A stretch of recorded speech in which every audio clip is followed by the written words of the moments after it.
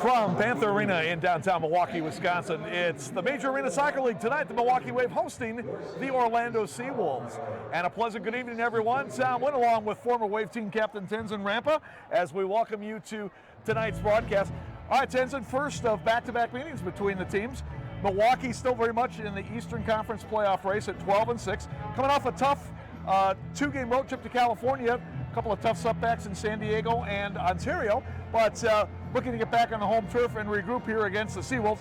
SeaWolves just at 1-17. They obviously are not going to the playoffs this year, but they've shown some pretty good spirit under Coach Tom Traxler, and see what we've seen leading up to this game. They're not just going to roll over and play dead for the Wave here.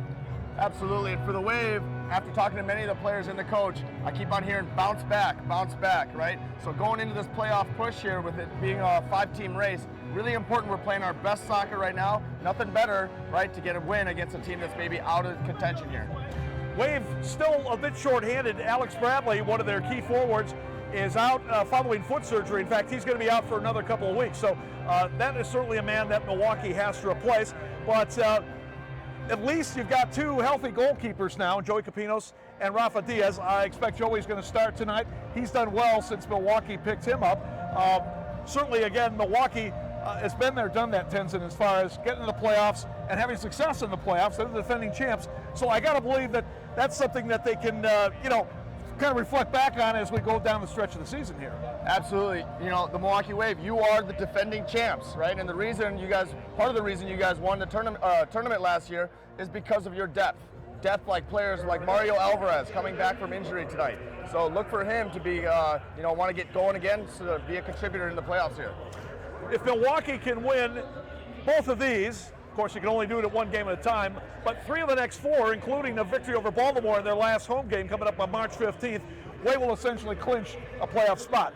But starts tonight here against the SeaWolves, so we'll see what transpires here tonight for Coach Giuliano Oliviero and company. We're coming back with more. This is Wave Soccer and Major Arena Soccer League TV.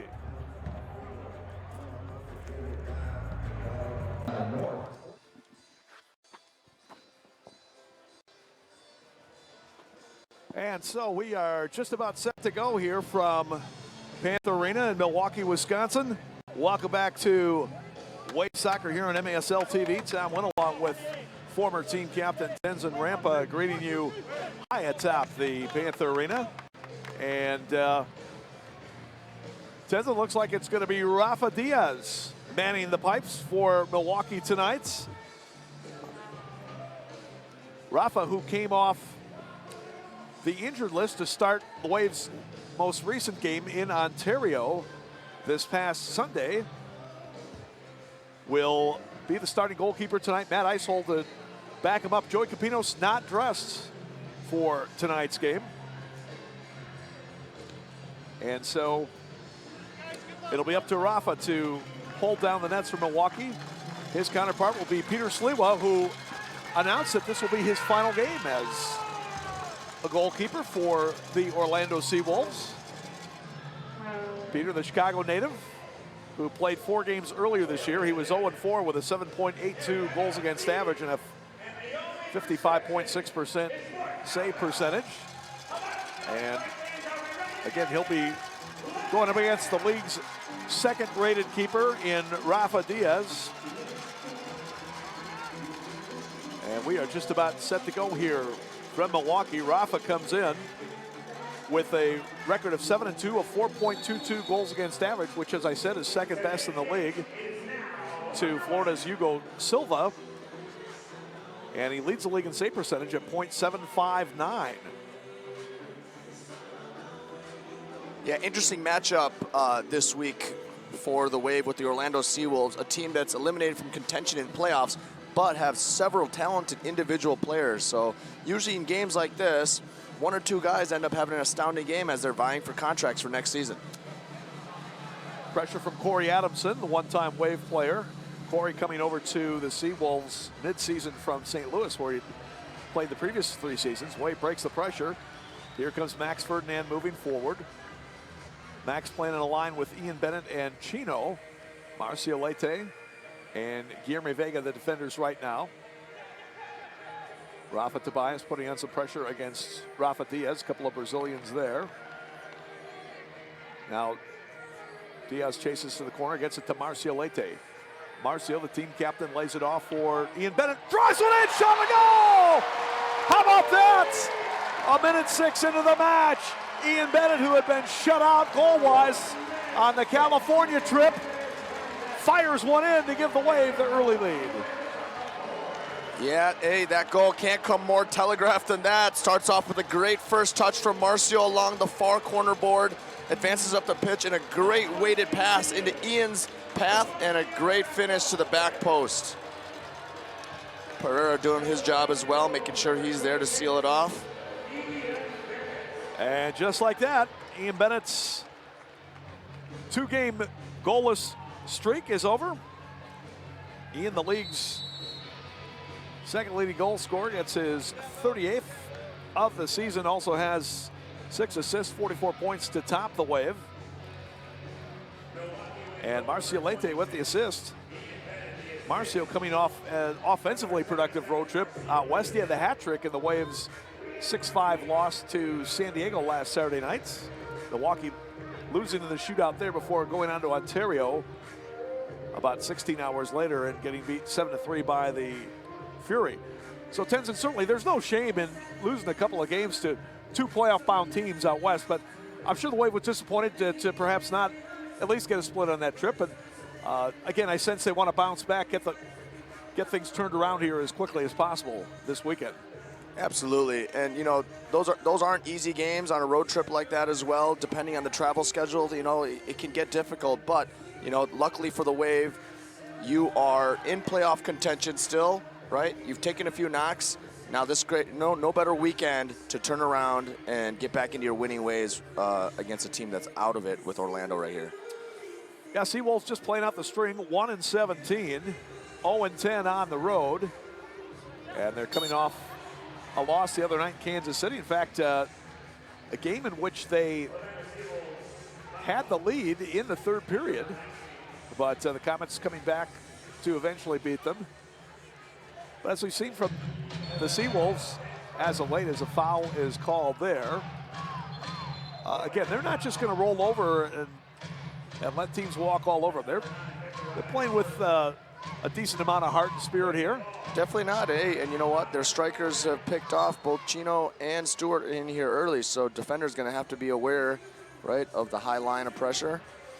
What I really like about that goal from Marcio and Ian right there, Tom, is, you know, you ask yourself at this point of the season, how do we score goals? This year's team, how do we score goals? That's got to be one of your go-to methods right there. Finding Ian in open space with the back post finish.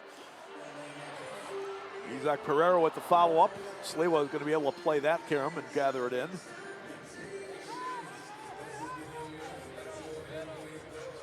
Second of 3 meetings between the clubs this year. Milwaukee with a 10-2 victory down in Orlando back on December 21st.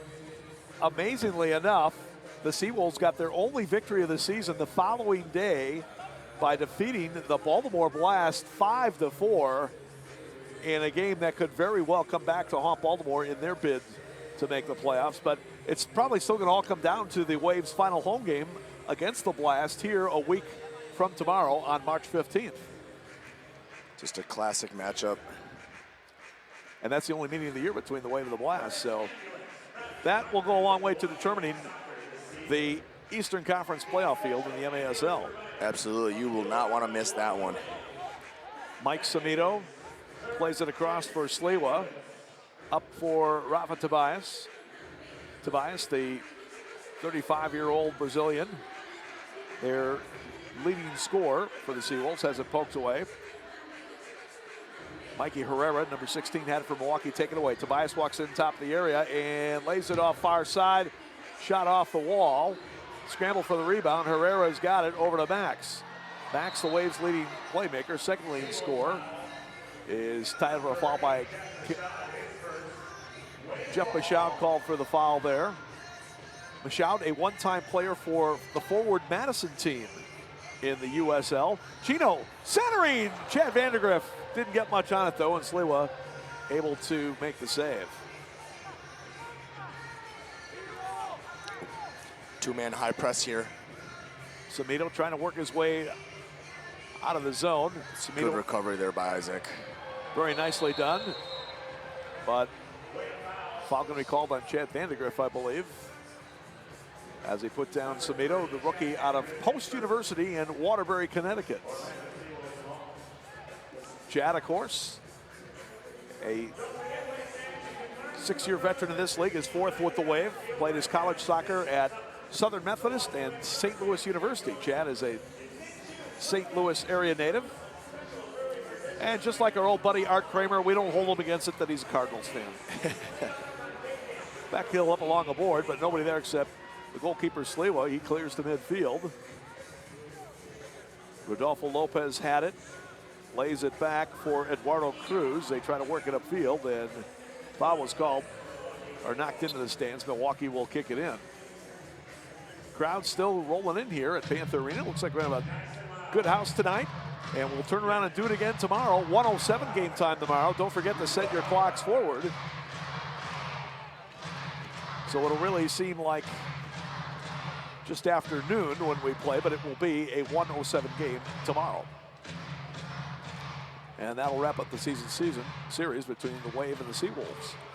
You can order your tickets online at MilwaukeeWave.com.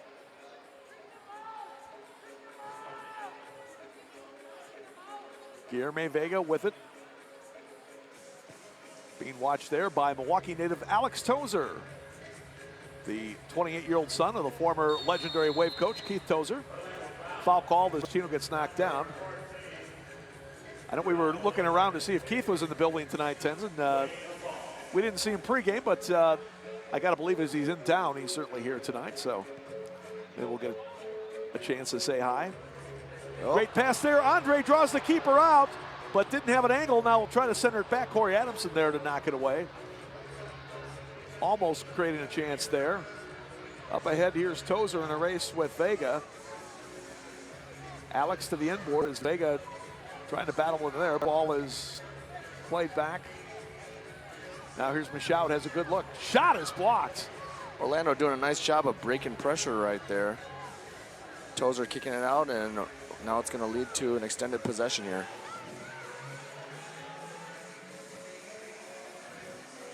This is one of several games in the MASL tonight. In case you missed it last night, the Florida Tropics, the Eastern Conference leaders, went into Rochester and beat the Lancers 10-7. The game was actually tied up at 7 apiece going into the fourth period. But Tropics with a big win there. They improved to 17-3. And also in Hermosillo, Sonora, Mexico, the Soles de Sonora with a big win, 11-7 over the Monterey Flash. Only the second loss of the year for the Flash. I tell you, Sonora's been coming on as of late. They are definitely going to be a factor in that Western Conference playoff race. Grable in the middle, able to regain it after it came off the wall. Now Vega getting pressure. So this is going to be something the Wave are going to want to be, very mindful of going into this last stretch here. Teams are going to drop back on them, right? Ways to beat that quick, fast, decisive ball movement. Back heel to the middle. Max had it turned away by Sliva. Great save there. That would have been a pretty goal there if Milwaukee scored. Great little ball in there. Out of bounds, and the Wave will kick it in. But before we do, we're going to take a break for our media timeout. It's Milwaukee 1, Orlando nothing. This is Wave Soccer and MASL TV. We had a vision of creating a sports medicine program from the grassroots level, from peewees to the pros. At Midwest Orthopedic Specialty Hospital, we are taking care of athletes and getting them back on the field. Over 80% of the patients that come to see us for sports-related injuries do not need surgery. That really surprises people. We can relate to our patients because many of us have been there. Athletes like to say they give 110%. Well, guess what? So do we. We are Dental Associates, a passionate team dedicated to providing care for your entire family. From a simple cleaning to braces, Invisalign, wisdom teeth removal, dentures, and dental implants, we conveniently do it all. Best of all, we're a family-owned business headquartered in Milwaukee. Our team members are Wisconsin families like yours, with a mission to improve lives beyond dentistry. Contact us today to schedule your next appointment.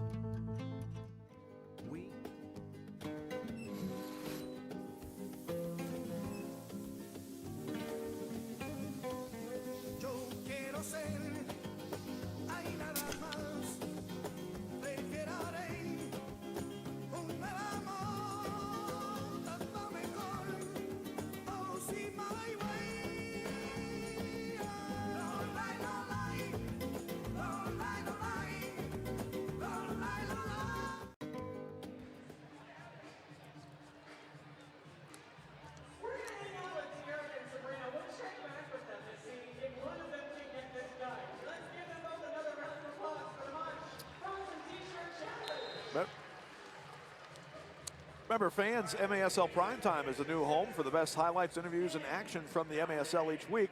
Catch the latest episode each Friday as Alex Bastianowski hosts the 30-minute deep dive into the MASL. Make sure to catch every episode, MASL Primetime. SeaWolves with it in the white uniforms, going right to left, trailing 1-0 in the first period.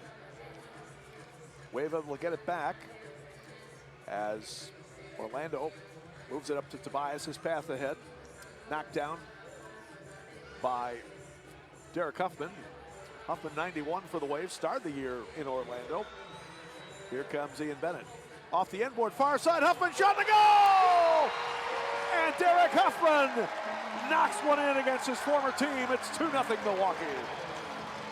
Taking our chances tonight. This time, Ian opting not to shoot back post. Ball was a little bit too wide for him, so he goes off the wall for a Wallace score for Derek Huffman. Well done. And you know, Derek's gonna like that for sure. Especially with his old buddy Gordy Gerson on hand tonight to watch the action. Gordy getting released by the Florida Tropics earlier this week in kind of a surprise move, but he's here tonight to watch Derek play for the Wave. Nice finish there by Huffman. You know, that was a great ball by Ian and a great finish by Huffman, you know, but the play of that sequence right there was the ball from Andrew Wiedebach to break the high pressure to find that open man. So, you know, all around, great effort right there. Derek with his 4th goal of the year, all coming with the Wave. Also has 5 assists for 9 points. And Ian Bennett with the assist, his 7th of the year. So Ian working a 2-point game tonight. He had the Wave's first goal and now has an assist. 38 and 7 respectively in those categories for a team leading 45 points. Frank Tayu from the Ontario Fury, the league's leading scorer. Leads in both goals and total points. Chino, nice move along the boards. Lays it off near side, Chad Vandergrift. Chad lays it back, shot, and a good save by Sliwa.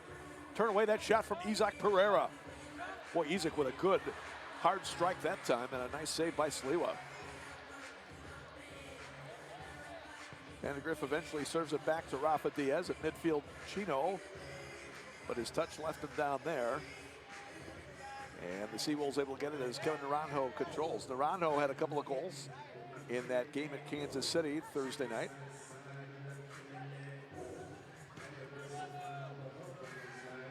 SeaWolves in their 2nd year of the MASL, they were 9-15 last year, including a 1-3 mark against the Wave. But this year, tougher times at 1-17, and still winless on the road. They will finish up their road schedule with the 2 games here in Milwaukee this weekend. Shot and deflected just high. Like Alex Tozer got a piece of that and almost redirected it in. 1-17, Tom, but that win against the Blast.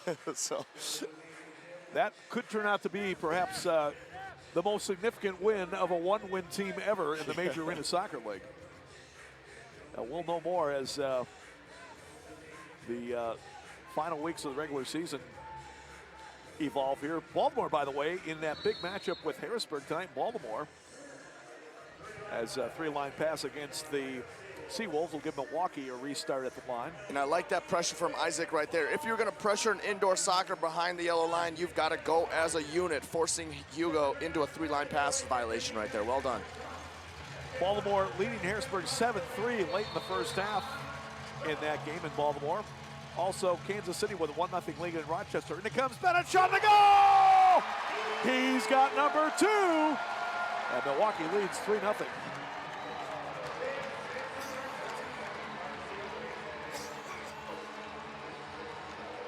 Good finish there by Ian, keeping it on frame. Hey, that's another go-to right there for the Wave. So you're scoring, you know, your pattern goals, and that's what you want. 10:35, the time to score. Check it out one more time on the restart pass from Marcio. Well, Ian had a 6-pack of goals last time we were here. That was 2 weeks ago against St. Louis in that 12-6 victory. He racked up 6, all in the second half of that contest. So in his last 3 quarters here on the black turf of Panther Arena, Ian Bennett with a total of 8 goals. It must be nice to average almost 3 goals per period over 3 periods. Yeah, and if you're in the SeaWolves right there and you see Ian to the top left of Marcio, you almost step a little higher to him to take away that shot. But then, of course, if you do that, someone else is open. 2 assists on the night for Marcio Leite. He has 16 on the year, which is second on the team to Max Ferdinand, who leads with 23. Oh! Follow-up conversion in the middle that time. And just off the mark.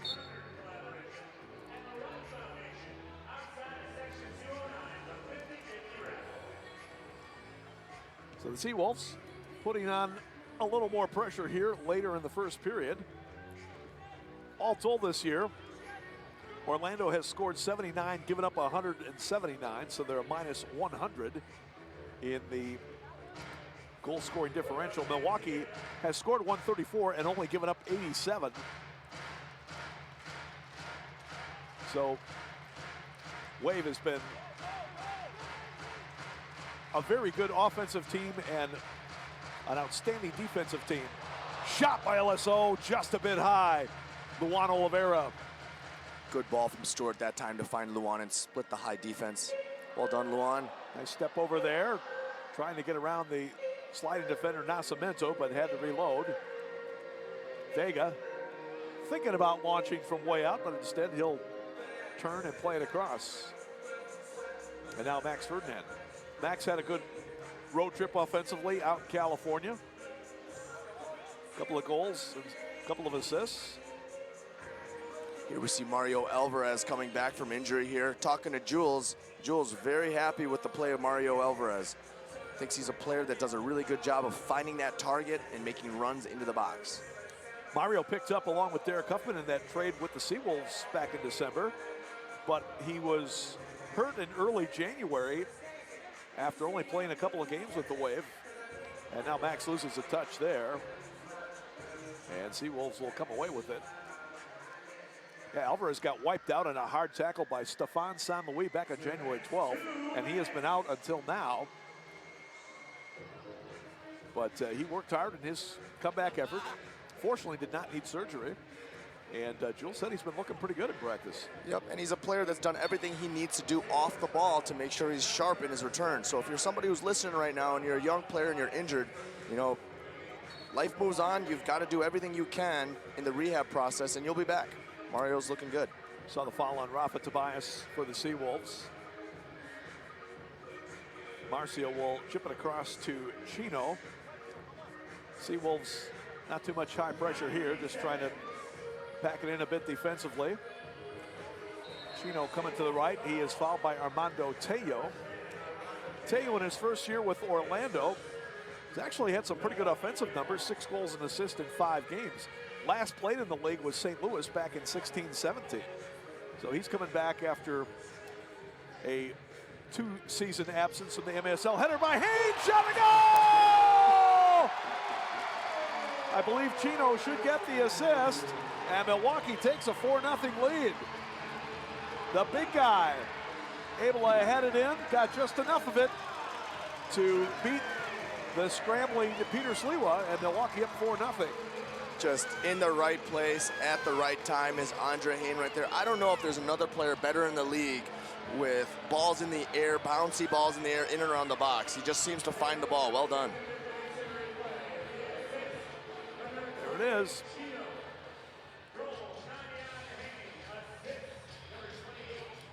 Yeah, and you see 3 SeaWolves defenders right there, all in the box, but nobody on the biggest man on the field. You've got to wrap up if you are Orlando right there. 4th goal of the year in 8 games for Andre Hayne. has a total of 7 points now, including 3 assists. And Chino with the assists. Gets his 12th helper of the year. Also has 5 goals for 17 points. Chino coming off an Ironman performance in Ontario, in which he played 6th attacker for about 20 minutes in that contest. Tobias, nice move, save, Rafa! Pressure still on, but now Milwaukee able to break it. Possible 2-on-1 as Mikey Herrera will play it up for Bennett at midfield, and it deflects into the officials box over there. Orlando comes back with it. Here's Michaud. I tell you, Jeff Michaud has shown during his time here with the SeaWolves that he's certainly could be a player in this league, a highly coveted player in this league for some teams. Chipped up and over. So he said he had a chance to play with forward Madison last year, Tenzin, and he was doing all right there with the Madison Ball Club. Yep, certainly one of the key players for this team right here. Alvarez, no pressure from Ian. For Bennett, we had a foul behind the play, so they let the advantage play on, but as soon as the goalkeeper Sliwa got to it, they blew the whistle. Good call as Alvarez got fouled back near midfield. Kevin Naranjo called for the foul. They said it was his first. I thought that was number 2, though. Max stepping over, fires a shot, blocked. Good job by Alex Tozer to block the shot that time. And that'll do it for the first period. Great first period for the Wave as they get goals from Bennett, Huffman, Bennett, and Hain. And that man right there, Rafa Diaz, keeping the SeaWolves off the board. We go to the second period. It's Milwaukee 4, Orlando nothing. This is Wave Soccer on MASL TV.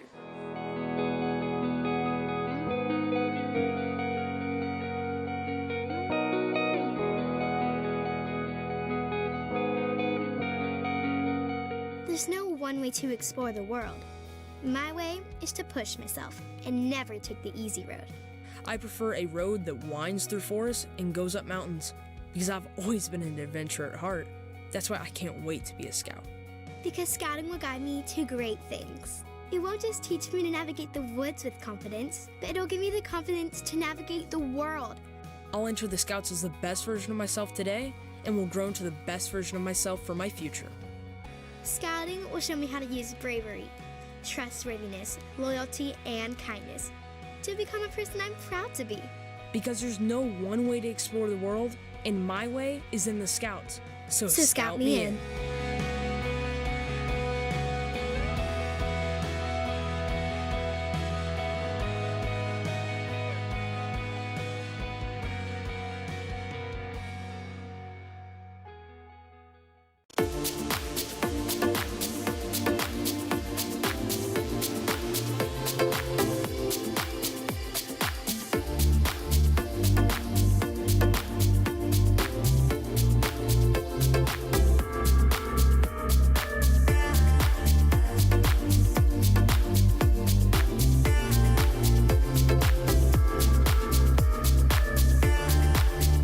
Wisconsin Vision. See more life.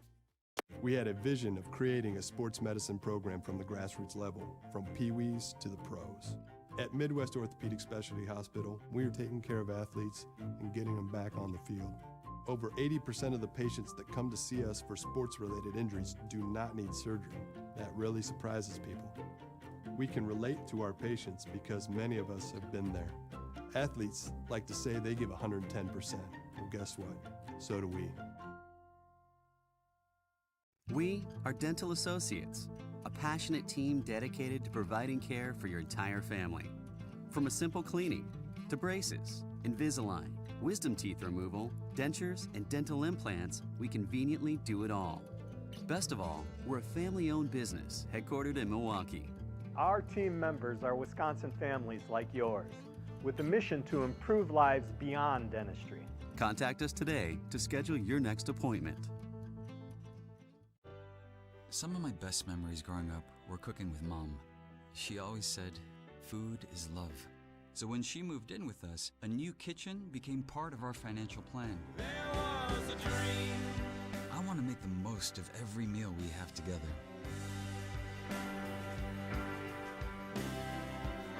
At Northwestern Mutual, our version of financial planning helps you live your dreams today. Find a Northwestern Mutual advisor at nm.com. Second period underway here in Milwaukee. The Wave leading the Orlando SeaWolves 4-0. Wave in the black uniforms going right to left as we look at the action here in the second period. Tom Wynn along with Wave former team captain Tenzin Rampa bringing you the action here. Good first period for the Wave. Let's see if they can follow it up. Oh. Drew Wiedebach with a chip to the top far corner and just missing. And we got a foul coming up against the Wave. We got a blue card coming against the Wave. And Chino, who is standing right by the penalty box, will turn and enter the sin bin. So Chino for holding, boarding, tripping, take your choice. Time the penalty at 27 seconds.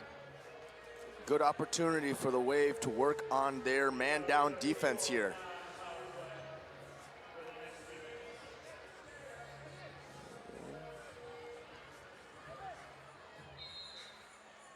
So, SeaWolves go on the power play. Just their 16th man advantage so far this year. They're 5 for 15. So clicking at 33% Milwaukee. Been pretty good as far as penalty killing. They've only allowed 6 power play goals and 20 times shorthanded at 70%. Shot in, blocked in front. Grable able to knock it away in front of the goalkeeper Diaz. Wave trying to break upfield. Here's Ian Bennett on a shorthand break. Trying to push it ahead of the crowd. Good recovery from Michaud right there. Wave a little disjointed right there. Got to see, are they playing with 3 up high, then we go diamond. 2 up high, you defend in a box.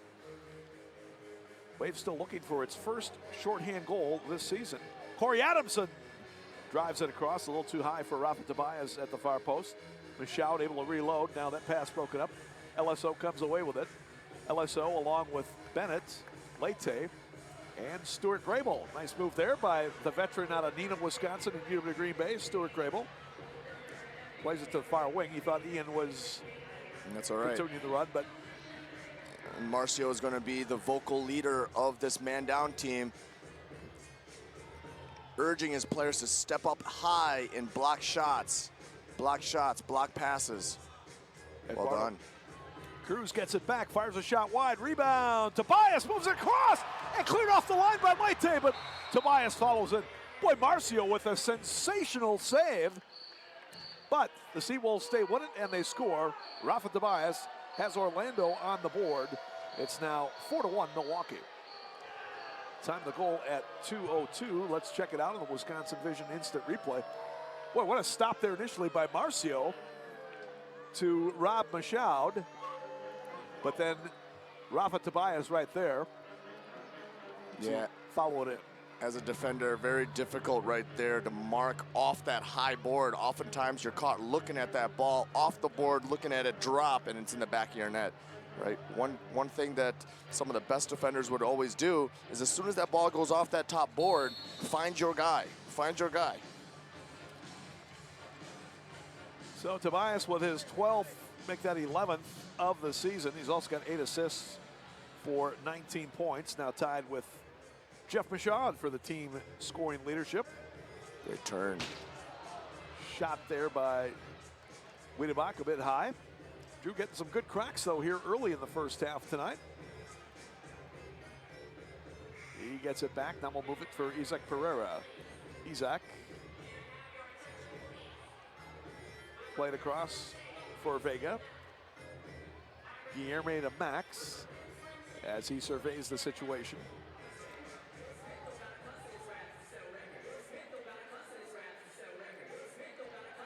And foul there.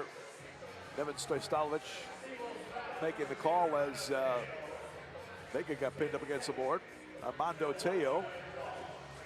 Boy, Armando's got that beard working there for sure.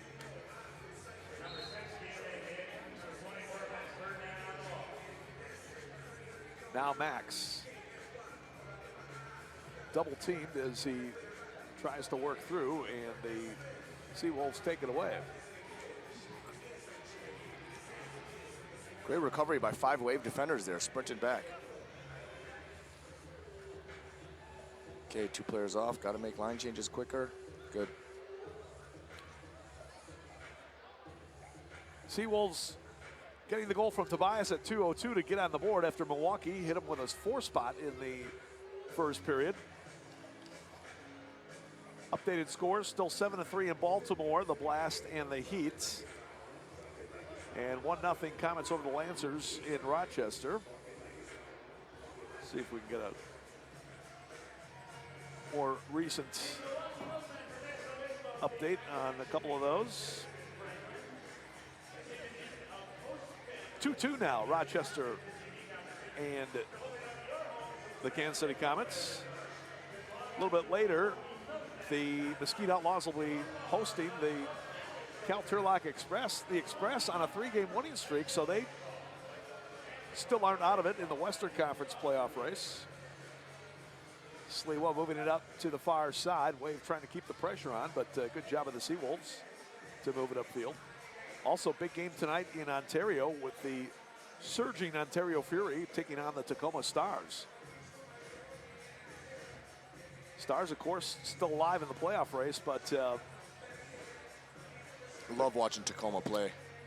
A fun team to watch right there. Their player coach, Nick Pereira, of course, one of the outstanding players in this league, offensive players. And Chino comes back for Milwaukee. He's 3-on-2, lays it off far side. Andre will take a touch. He'll fire!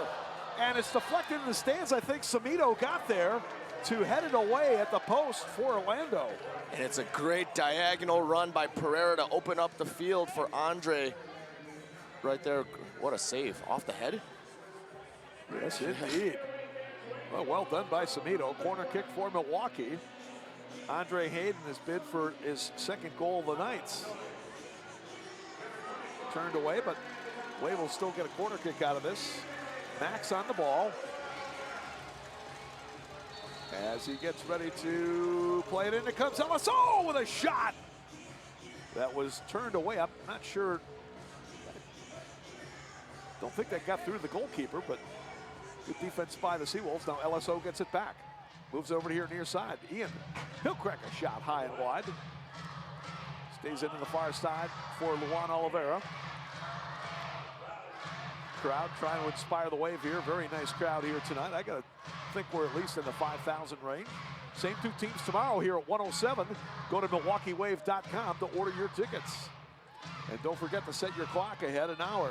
Ian off the inboard. Nascimento will clear it away. Vandergrift trying to get there for Milwaukee, and Chad able to regain the possession.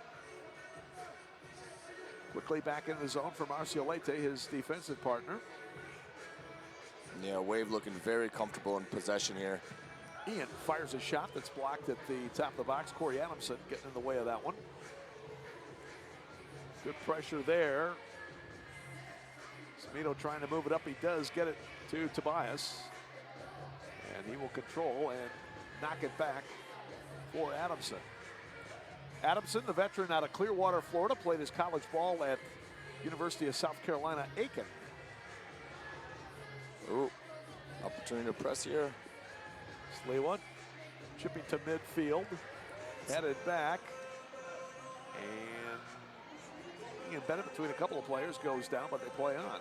Good defending from Chad Vandergrift to step in front here and win that battle.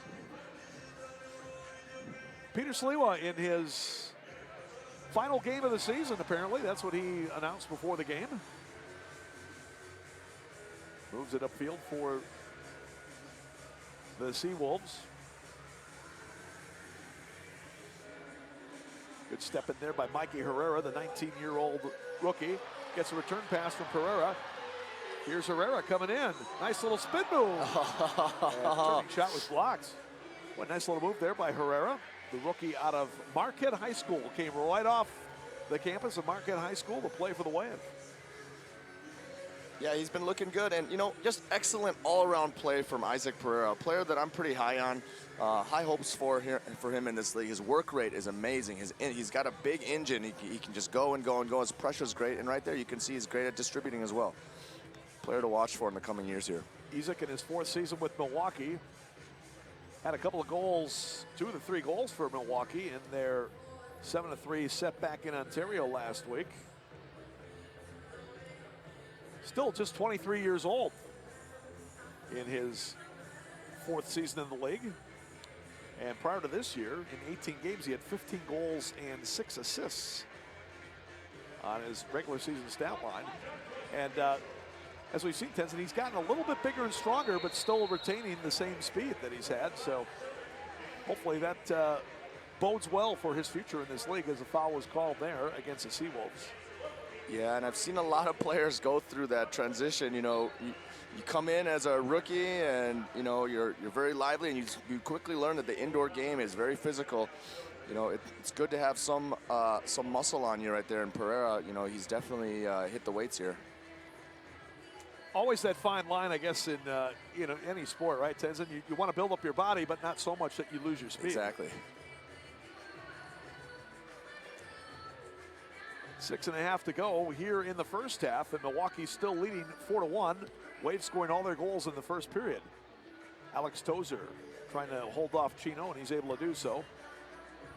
Alex playing in his 3rd game for the SeaWolves this season. Chino along the board, pinned up by Tozer. The foul is called. I don't know, Tenzin, that, of course, you never had a chance to see Keith Tozer play live. Maybe you've seen some tapes of him as a player, your former coach. Alex says that same sort of physical tenacity that his dad used to possess as a player, that's for sure. He's definitely scrappy, and you know, Alex is one of those guys too. You know, he's got an engine. He's a fit kid. Andre, turning shot was knocked down. Marcio with a nice back heel for Andre. Plays it back for Max. And the Wave will cycle it outside. Ball deflected by Tobias, out of play.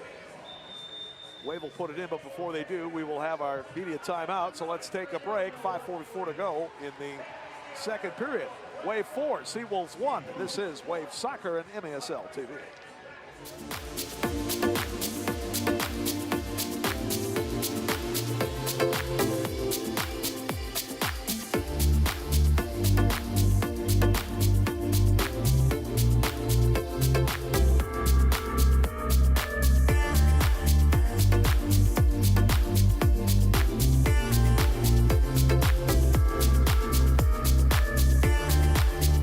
Wisconsin Vision. See more life.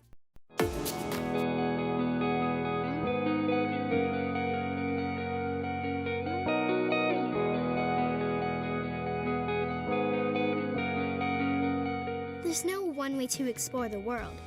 My way is to push myself and never take the easy road. I prefer a road that winds through forests and goes up mountains, because I've always been an adventurer at heart. That's why I can't wait to be a scout. Because scouting will guide me to great things. It won't just teach me to navigate the woods with confidence, but it'll give me the confidence to navigate the world. I'll enter the Scouts as the best version of myself today, and will grow into the best version of myself for my future.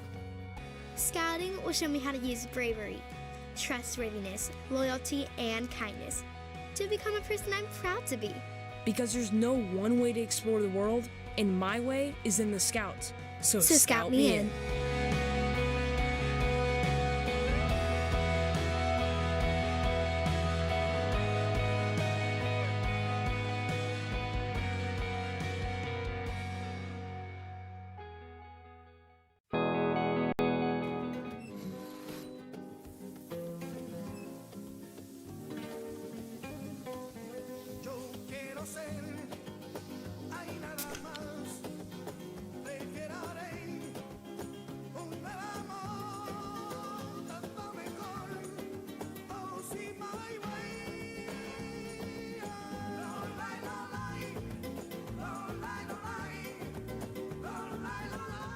Birthday. Okay, 5:44 to go first half. Wave leading 4-1. You know, fans, outside of being on the team, the best way to know what's happening in the MASL is to tune in to Kick This every weekend. Soccer Sam discusses the ins and outs of all the MASL action. Find Kick This every Saturday at 11 a.m. Eastern on iHeartRadio. Wave still looking for its first score of the second quarter. You know, Tenzin, it's 4-1. It seems like it could be a much bigger difference than that. But you got to give credit for Orlando to still hanging in there at this point. Yeah, and you see Orlando dropping back now, realizing that it's going to be very difficult to press this Wave defense right here, as you know they're so good at breaking pressure. Maybe they might be worried about opening themselves up to an even bigger scoreline here. Here we go with a 3-2. LSO in the middle, plays it for Ian, looking for the hat trick. Oh, he tried to play it across, and it deflects in for an own goal.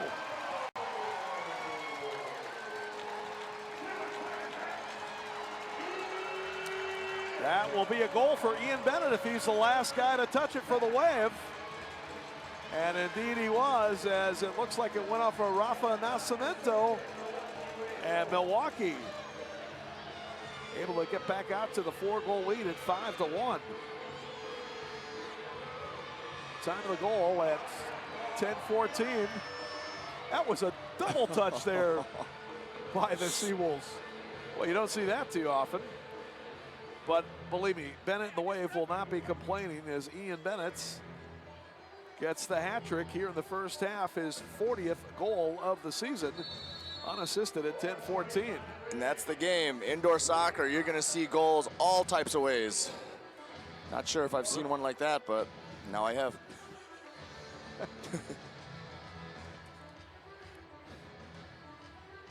So, tough goal by the SeaWolves to give up, but they come right back, and a foul called on Luan Oliveira. So Ian Bennett, now in his 11th season with the Wave, his 13th in indoor soccer. 352 regular season goals in 132 regular season games of the Wave. That's not to mention 37 goals in 37 playoff games for Milwaukee. Ahead to Isaac. 1-on-3, fires a shot. Sliwa makes the save. So Peter Sliwa, who played with St. Louis for a couple of years and was the main goalkeeper for the SeaWolves last year, announcing that this is going to be his final game tonight. Hoping that he can go off on a good note, but so far the Wave has taken control of this one. Rafa slides out to scoop that one up. Yeah, tough game to pick as your last game against the defending champs, but hey, credit to him, he's had a good career.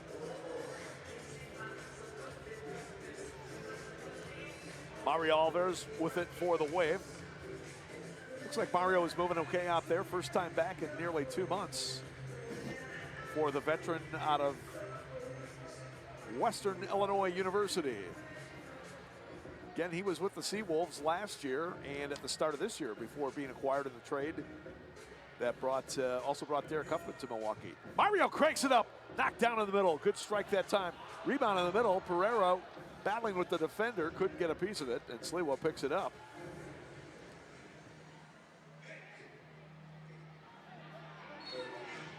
And that one trickles out of bounds. Last touch by Drew Wiedebach. And SeaWolves will put it in. Alex Tozer muscling up with Wiedebach that time. Those guys both from the Mequon area. Mikey Herrera trying to run up a shot. Good job to keep possession there. Now Teo with a shot that's knocked down. Rebound, follow, kick, save. Rebound right in front. And the shot is high.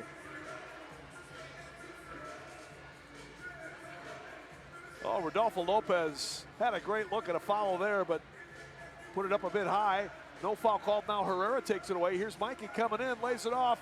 Isaac, ball deflects in again. And he earned every moment for that goal right there. Oh, he sure did. Boy, I'll tell you, SeaWolves are sea-bitten here in the first half.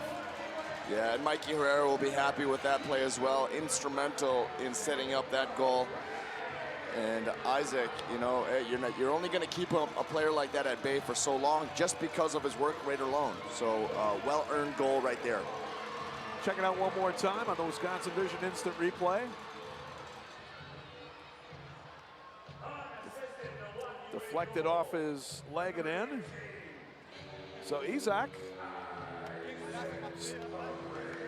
continuing his productive last couple of weeks. Gets the goal there. And Milwaukee now out to their biggest lead of the night at 6-1.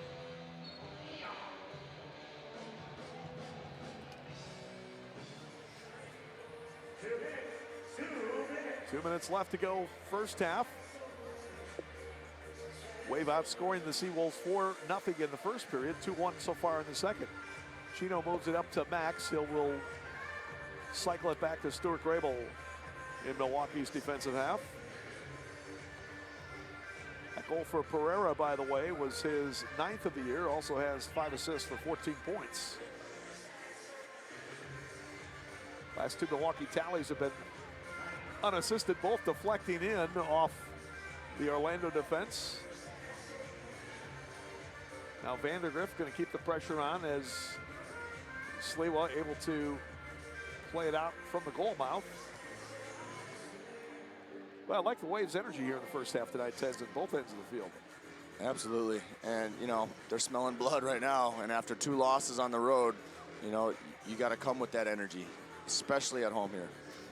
Wave at 12-6 on the season, 6-3, both home and road. And again, the 3 losses at home this year, the most Milwaukee has suffered on their home turf. You're going to go back to the 2015-16 season when the Wave was 7-3 here at Panther Arena as part of a 13-7 campaign. Wave is looking to make the playoffs for their 6th consecutive season in the MASL. And since the start of the 1993-94 season, the Wave has played in the postseason every single season, no matter what league they've been in. The exception being the ill-fated XFL of 08-09, which I believe was your rookie season, Tenzin. And there was no playoffs that year in the league. So any other year that there's been a playoffs to qualify, the Wave has been there. The XSL was a full season playoff with 4 teams. That's a good way to put it. Yeah, you know, if you're the defending champs of Milwaukee Wave, you know, the nature of the beast is you're going to get every team's best game. Max, you know? Oh, he nutmegged Alex Tozer, but he couldn't get it through to Ian Bennett. Yeah, there's no doubt. I think the Wave has certainly discovered that this season. Most teams are going to be fired up to play the Wave anyway, but especially this year as defending champs. 2 seconds ago as Chad knocks it downfield, that will do it for the first half. But a good first half for Milwaukee as they jump out to a 6-1 lead. Rafa Diaz helping the defense limit the SeaWolves to just 1 goal in the first half. That was scored by Rafa Tobias at 2:02 the second period. Otherwise, 3 goals from Ian Bennett for Milwaukee, Derek Huffman, Andre Hain, and Isaac Pereira accounting for Milwaukee's scoring. We are going to get ready for the coach's corner. It'll be Van McNeil talking with Wave assistant coach Marcello Fontana. So let's send it down right now. Time for our Midwest Orthopedic Specialty Hospital Coach's Corner. We're checking in with assistant coach Marcello Fontana. Cello, you got to be happy with a 6-1 lead here going into the half. Well, it's so important, you know, to start the game with a good pace, and if, you know, we find a couple early goals, and I think they help the rest of the quarter. So. Defense is stepping up as well. Not just Rafa in goal, but our Derek Huffmans, our Marcio stepping up. Well, after the tough, you know, weekend that we had, you know, on the past 2 games, I think that one of the things that we worked this week was, I said, we got to get back into our defense and make it happen from there. So I think so far it's working well. Yeah, coming out, setting that tone. Let's stay strong into the second half. Thank you, Coach. Thank you. Assistant coach Marcello Fontana, we'll let him get back into the locker room, meet up with Jules and the crew. That's our Midwest Orthopedic Specialty Hospital Coach's Corner. More Wave Soccer coming up. We are live tonight from UWD Milwaukee Panther Arena. Coming up next on MASL Primetime, head west, young man. 3 top East teams went out that way, and the result was a mixed bag as Milwaukee visited San Diego, Utica City went up against Sonora, and Florida faced off with the Tacoma Stars. And we talked with Commissioner Joshua Schaub about the season so far, the great plays, the fan reaction, and plans for the future. It's all coming up next on MASL Primetime.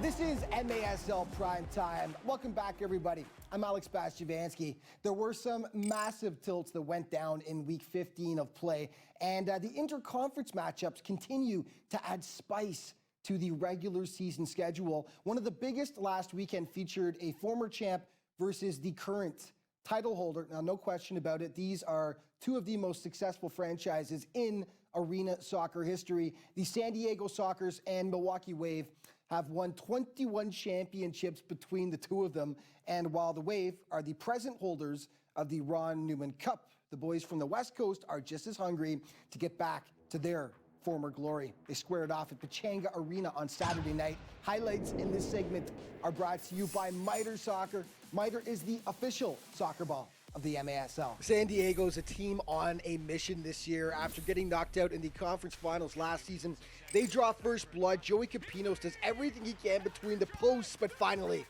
Brian Farber puts it home and makes it 1-0 San Diego. Second quarter, Milwaukee evens it up. San Diego backing off on Marcio Lete. Bad move. Too much time and space, and he just picks his spot. Leo de Oliveira responds for the blue and gold. Does he ever? Screamer. Over 4,000 strong at Pechanga Arena. We're loving it. On to the second half. Gerardo Jurado smokes the offering past the keeper, and the Sockers had the defending champions on the ropes, but they couldn't deliver the knockout punch quite yet. Milwaukee mounts a comeback. Max Ferdinand turns Brian Farber inside out, and the Wave were down by just one, and then Lete picks up his hat trick. More importantly, this tied the game up 5-5. So this one was off to a shootout. Boris Pardo, the reigning MASL Keeper of the Year, and he comes up huge right there to rob superstar Ian Bennett. And then must score to win or we go to round 5. He does! The shootout goal! The overtime win! Of course, it's Mr. San Diego, Craig Childs, winning it for the home side. What a game. More East-West battles ahead. Tacoma hosting Florida for 2 games, actually. This was the first. 452 win. Guilherme dos Santos makes it 1-0 for the Tropics. Tacoma responds. Hugo Silva makes the first stop. Alessandro Canale jumping on the rebound, though, and it's 1-1. Minute and a half later, Drew Ruggles smashes it past Danny Waltman. 2-1 Tropics after 15 minutes. Reigning MASL MVP Nick Pereira gets going, though. Again, Silva makes the big stop, and again, nobody clears out the rebound. Nick pounces. We skip ahead to the fourth quarter, tied 6-6. Lamar Neagle giving Tacoma back the lead, but with time winding down, Zach Reggett knots it up for FLA, sending this one off to overtime, where it's Lucio Gonzaga feeding Ricardo Carvalho his second of the day, and that is the game winner as Florida continues to roll. Lamar Neagle shared his thoughts after the contest. It was obviously a good match, even going to overtime. Obviously, it was up and back, so it showed our character and showed, obviously they fought back too, and they capitalized on some of our mistakes. We did the same as them, so. Okay, the I-70 battle resumed once again. St. Louis hosting KC. Whenever these teams face off, it's always crazy. This one was no different. Utica Carvalho starting things off for St. Louis. Back come the Comets, though. Lucas Rodriguez splitting the wickets on Paulo Nascimento. Skip ahead to the fourth with the ambush leading 4-2. Unbelievable textbook arena soccer goal by Mirko Sandovar. And then perfect passing by KC here. Tic-tac-toe. Lucas Rodriguez ties it, so it came down to this. It's 3-on-3 the other way now. 3-on-1 Santos. Who's he going to use? He shoots himself. He scores! Jonathan Santos. Come on!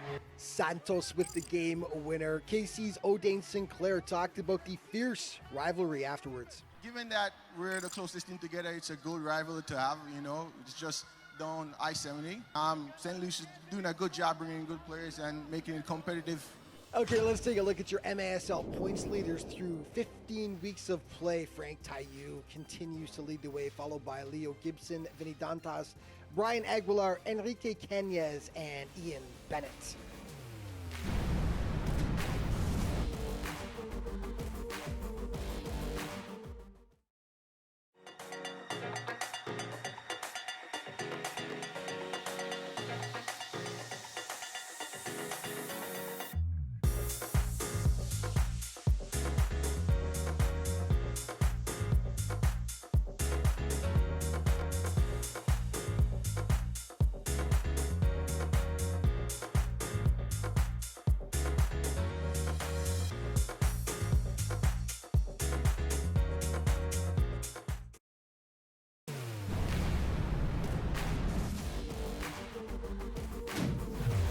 Hey, welcome back to MASL Primetime. We're now into the last few weeks of regular season play, and the playoff picture in the Western Conference is as clear as mud. Sure, Monterey and San Diego have secured the first and second seeds, respectively, but beyond that, it's pure madness. Several teams are sitting right around that 500 mark and are scrapping it out for the final two postseason berths. Sonora is one of those squads, and the Mexican side was trying to score an essential win against Eastern Power Utica City last weekend. These are two teams that had never faced each other before, and Sonora gave the Blues all they could handle, although Utica hits first 10 seconds in.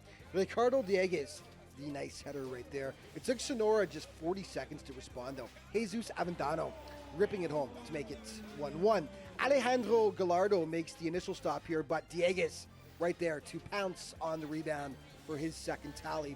Back and forth they went. Daniel Lopez, the screamer, past Coughlin to tie it at 2 apiece. There were just a ton of goals in this game. We pick it up tied 10-10 in the fourth.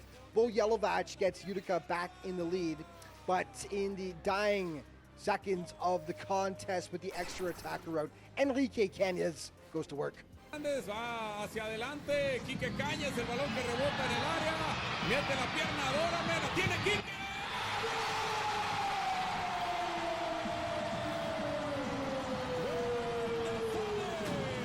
This one would end up going to overtime. Finally, Liam Callahan wins it for UCFC. They take it 12-11, but the two squads would tangle again that weekend with a much different result.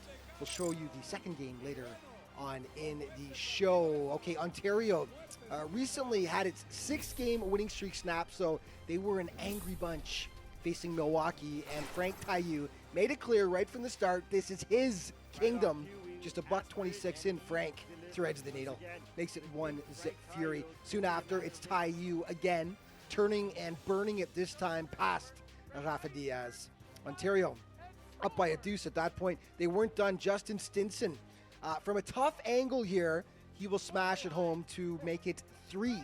Second quarter, Joseph Kyrell does all the heavy lifting. Juan Gonzalez ends up putting it in, but that play was all Kyrell. Milwaukee finally makes up. Ian Bennett hits the streaking Max Ferdinand out front, and the Wave was on the board, but Taillou says, no comeback today, boys. That's his third of the day. 7-3 final. Fury keeper Chris Toth shared that his boys were pumped and ready for this contest for some time. Yeah, you know, in the beginning of the season, you know, I think everybody had that one circled here in Ontario. It was a massive game, especially dropping that game against Turlock the other night. You know, we knew it had to be a rebound game. We did so well on the road, and to lose that winning streak and the momentum a little bit there, it was really important to reestablish it and win at home. Okay, speaking of Turlock, they headed east to take on Orlando. Matthew Germain gets the visitors on the board first late in the opening quarter. And then Orlando keeper Josue Mazon gets caught in no man's land, and Turlock takes full advantage. Juan Rojo with the tally. The SeaWolves cut their deficit in half. Rafa Tobias feeds Armando Tello 2-1 after 15 minutes. Ivan Campos restores the 2-goal Express advantage as he puts home the third chance, 3-1. With the score 4-1, Jeff Michaud smashes one of the nicest goals of the week. Beauty. It was 4-2 at the half. Turlock really turns it on from that point, though. Christian Valadez tickles the twine, and it's a fruitful trip east for Cal as they double up the SeaWolves by a 14-7 count. Mesquite hosting Monterey. The Flash had lost just once in 19 matches heading into this one. They jump all over the Outlaws. Hugo Puentes gets the first, and then watch how much time Eric Rosas has here. Yeah, just a bit too much.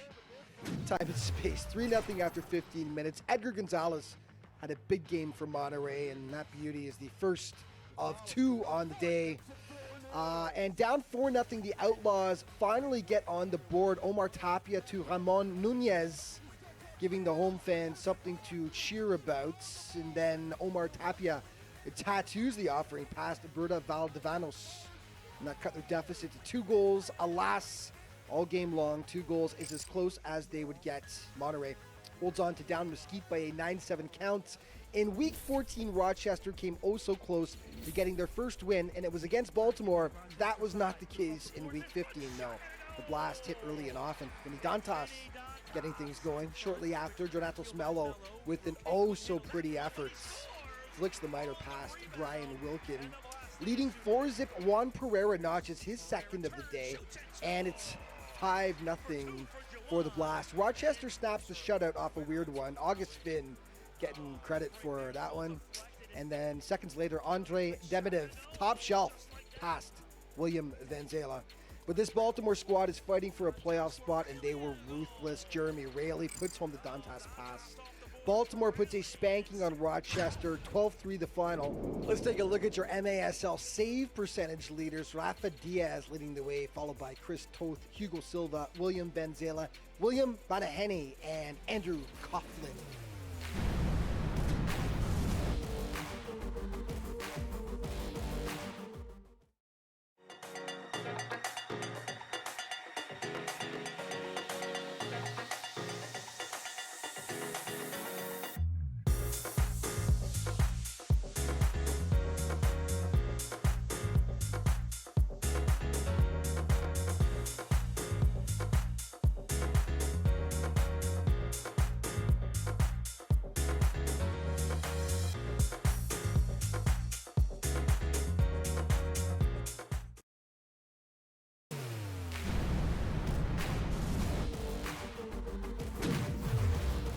Hey, welcome back to MASL Primetime. With less than a month remaining of regular season play, it's time to take stock of what exactly has happened thus far in the 2019-20 campaign. New league powers have emerged, while some traditionally elite squads have faltered at times, and some familiar faces are leading the charge for the Most Valuable Player Award. We had a chance to chat with MASL Commissioner Joshua Schaub this week to get his thoughts on where things are going.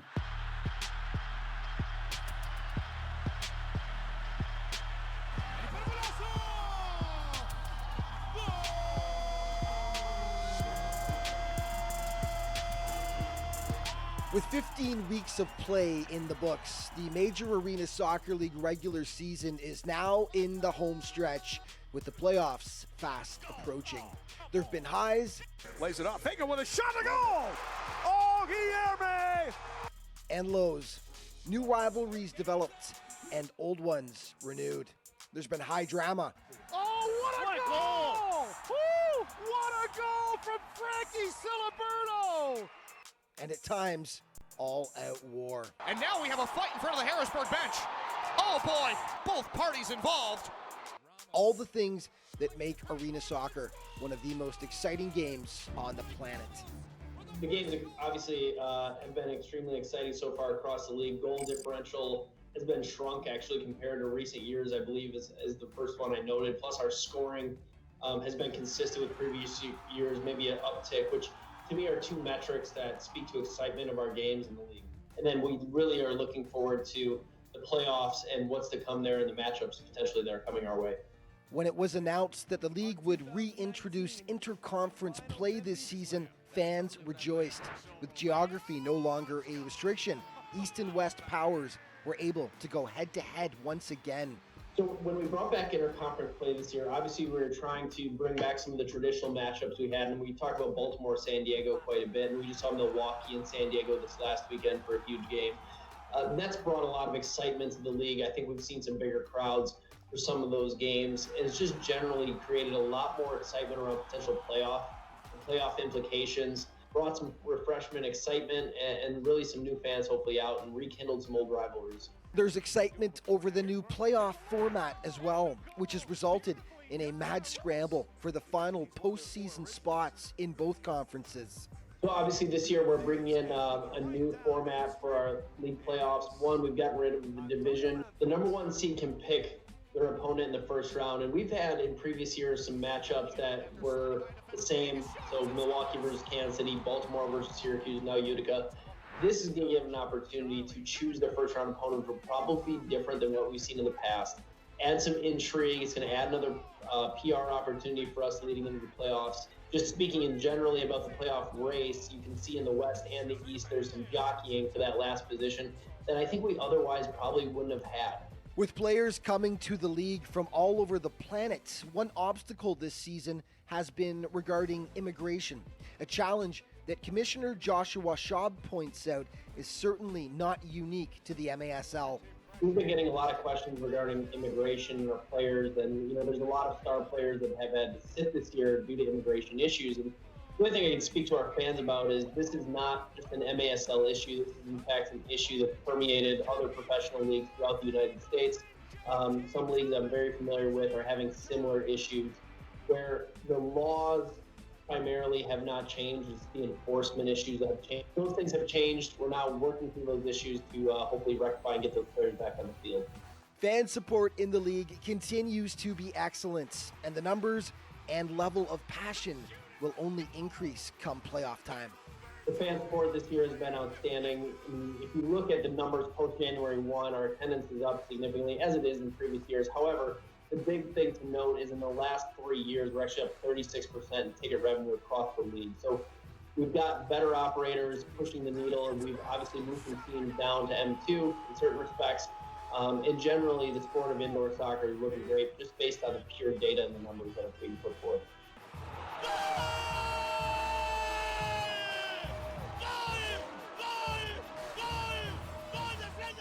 And that Monterey Flash team has been the best in the MASL so far this season. They hosted Dallas in Week 15. This one wasn't even close. Eric Rosas gets the home side going.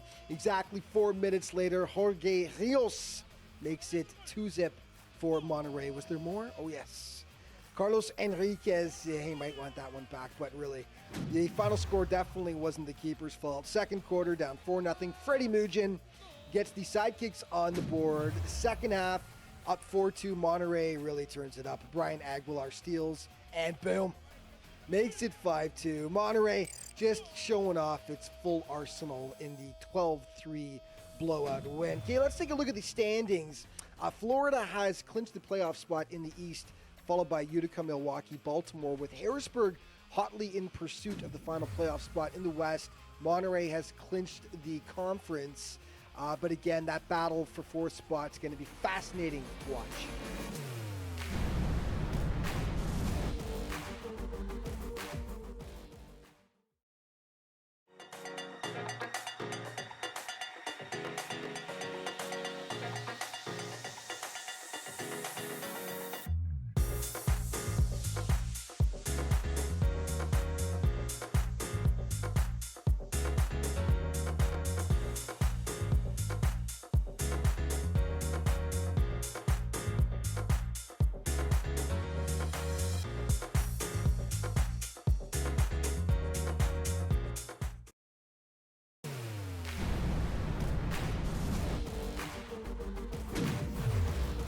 Hey, welcome back to MASL Primetime. While the expansion Mesquite Outlaws have been impressive in their first season, the squad they share the Dallas Metroplex with have really suffered by comparison. The Sidekicks were a hurting bunch entering week 15 of play, having racked up just 2 wins on the season, and to make matters worse, they had dropped all 3 contests to the Outlaws in the Dallas Derby. And plus, Mesquite was a fired-up bunch heading into this contest as they were in the fight for a playoff spot. Conversely, Dallas had already been eliminated from postseason contention, so all the ingredients were there for a blowout, but never discount the joy a team can get from spoiling the day of its rival. Game highlights in this segment are brought to you by Sports Resource Group, proud partner of the MASL, SRG, building walls that bring us together. Just 35 miles separate the home arenas of these two teams, so needless to say, rivalry is pretty intense between these two, and the home side hits first. Victor Almendariz makes it 1-zip Sidekicks. Jorge De Leon pulls Mesquite even. Shot from a tough angle there. 1-1. Let's skip to the second half now with the score even 2-2. Jamie Lovegrove hits the back of the net to give the visitors the lead, and that is when Freddie Mugin steps up for the Sidekicks penalty kick, and Freddie makes no mistake. And this one was tied once again. And then late in the fourth quarter, RJ Luavano with a screamer past Eduardo Cortez. The Sidekicks would hold on to down Mesquite 5-4 and capture just their 3rd victory of the season. Yeah, much needed. Tacoma, Florida, the rematch. Florida took round 1, but the Stars were ready for round 2. Nick Pereira making it 1-zip for the Stars. Guilherme dos Santos evens it up with a beauty here as he smashes the left footer past Danny Waltman. So it's 1-1. Victor Pereiras was chosen the 2nd star of the game. He had 2 goals, and this one coming up here makes it 3-2 for the Tropics. At that point, Tacoma coming right back at him, though. Alex Kacheris, kaboom. He rocks it past Hugo Silva to tie it yet again.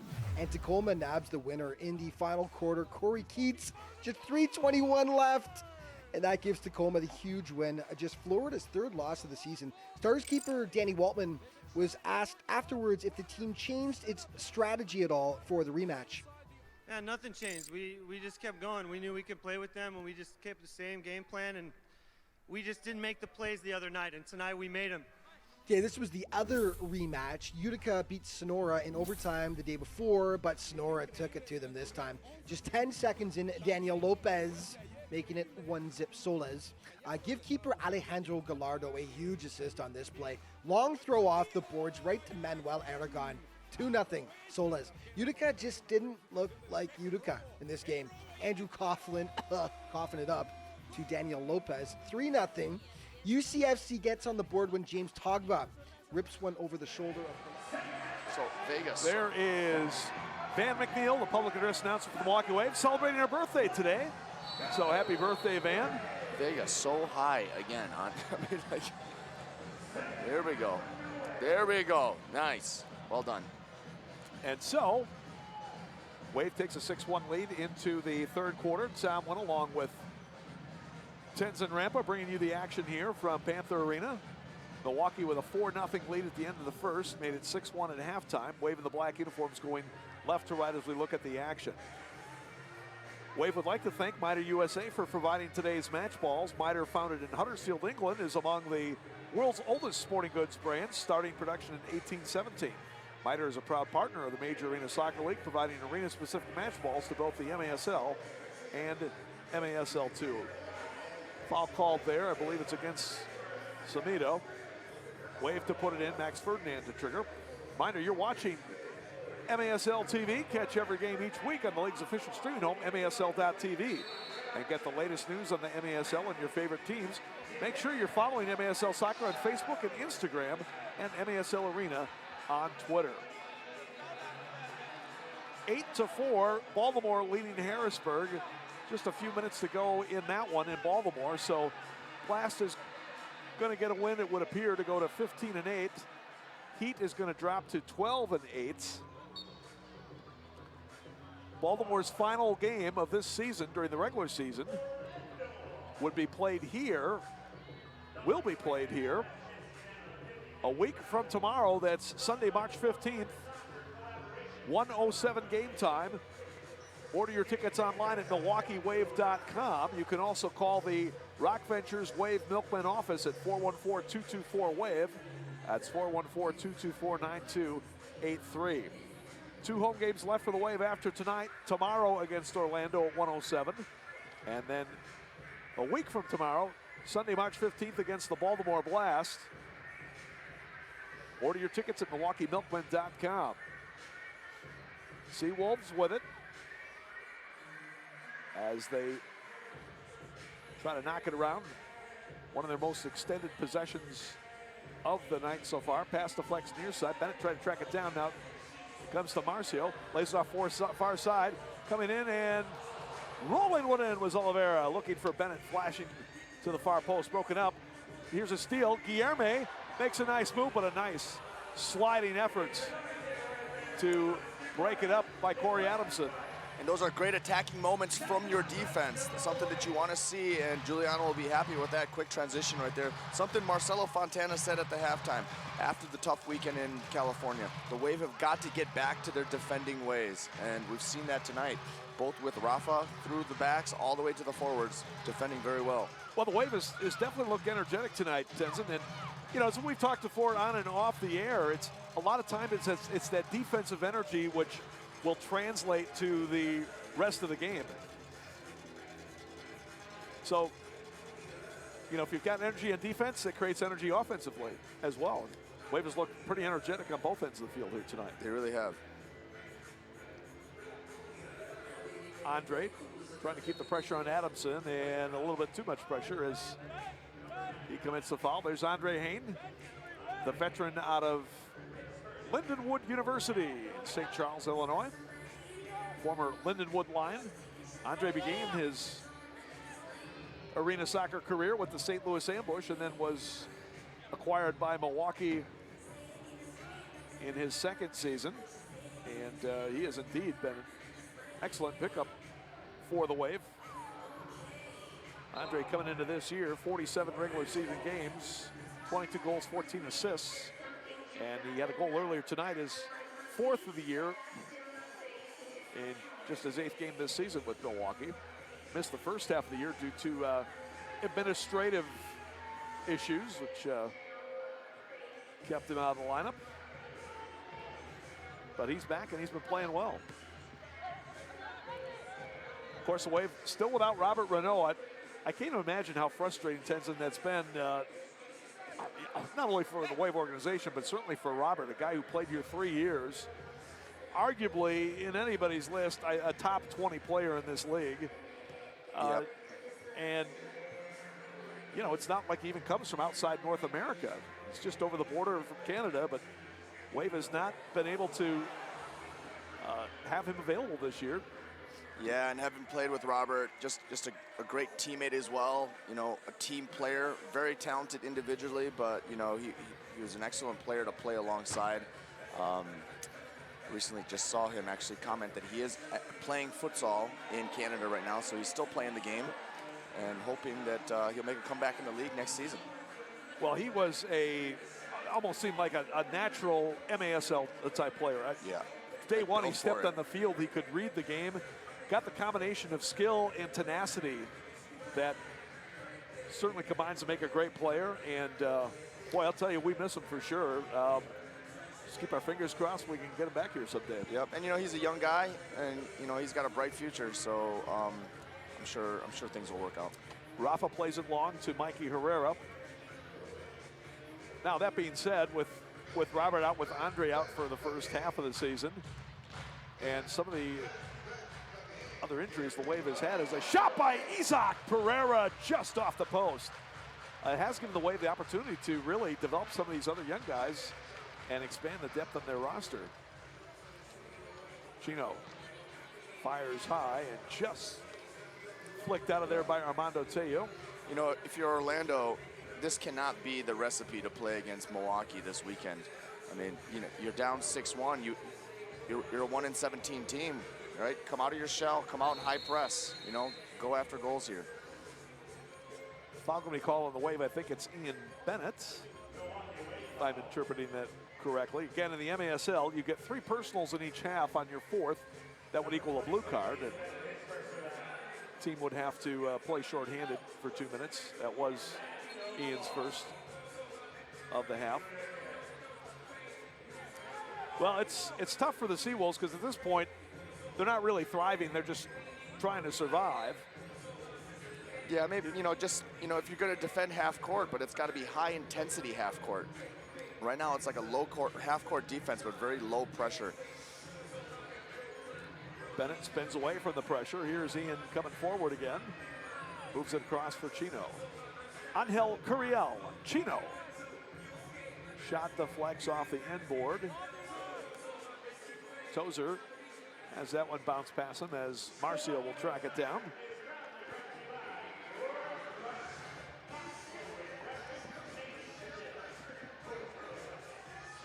Ahead to Max. He's got some time and space. Little step over, left foot shot blocked.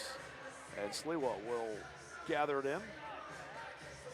Same 2 teams tomorrow, 1:07 game time here from Panther Arena.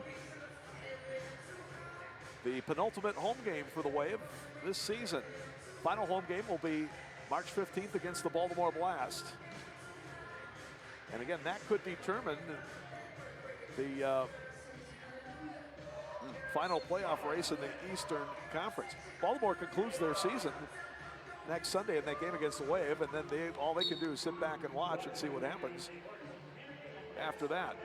Wave will be in St. Louis Friday to take on the Ambush. And even though the Ambush are eliminated from playoff contention, there's no question, Tenzin, they will be ready to play and fired up to play the Wave. Absolutely. I don't know if there are 2 teams that are more familiar with each other in the division. Maybe the Comets, but that would be it. Hain with a touch near side. Vandergrift, Chad, nice move there, coming to the corner, but Sliwa able to poke it away. Well done there by Naranjo to play it upfield, but second touch a little too much as it bounces out of bounds. Quick restart, Mikey Herrera coming off the bench. And a good play by Cruz to get there and clear it up along the board. Eduardo Cruz, one of just 4 players, including the goalkeeper Sliwa, who had any experience with the team last year. They really changed over quite a bit after the first month of the season when they changed ownership down in Orlando. Foul being called on Naranjo, and didn't agree with it there, although kind of a 50-50 call there as LSO went down. Brian Martin, Nevin Stojstalovic done a good job to keep this one under control here so far. you got to credit to these guys. They've been a resilient group. They've had a tough season, and for the MASL, we wish Orlando the best because for the health of the league. But so we will take a break. It's 6-1 Milwaukee. We're coming back with more. This is Wave Soccer and MASL TV.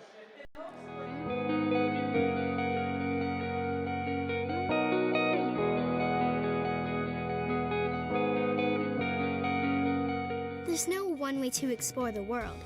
My way is to push myself and never take the easy road. I prefer a road that winds through forests and goes up mountains because I've always been an adventurer at heart. That's why I can't wait to be a scout. Because scouting will guide me to great things. It won't just teach me to navigate the woods with confidence, but it'll give me the confidence to navigate the world. I'll enter the Scouts as the best version of myself today and will grow into the best version of myself for my future. Scouting will show me how to use bravery, trustworthiness, loyalty, and kindness to become a person I'm proud to be. Because there's no one way to explore the world, and my way is in the Scouts. So scout me in.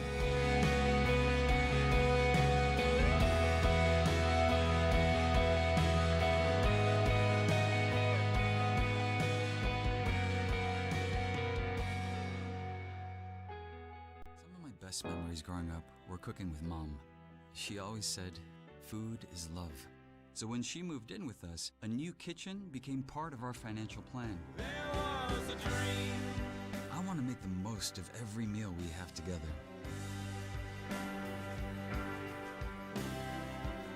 At At Northwestern Mutual, our version of financial planning helps you live your dreams today. Find a Northwestern Mutual advisor at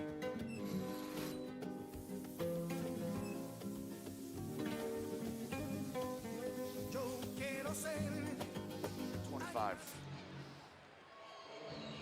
Yeah, it's all good. We are back. 6-1 Milwaukee. Wave moving it left to right here in the third period.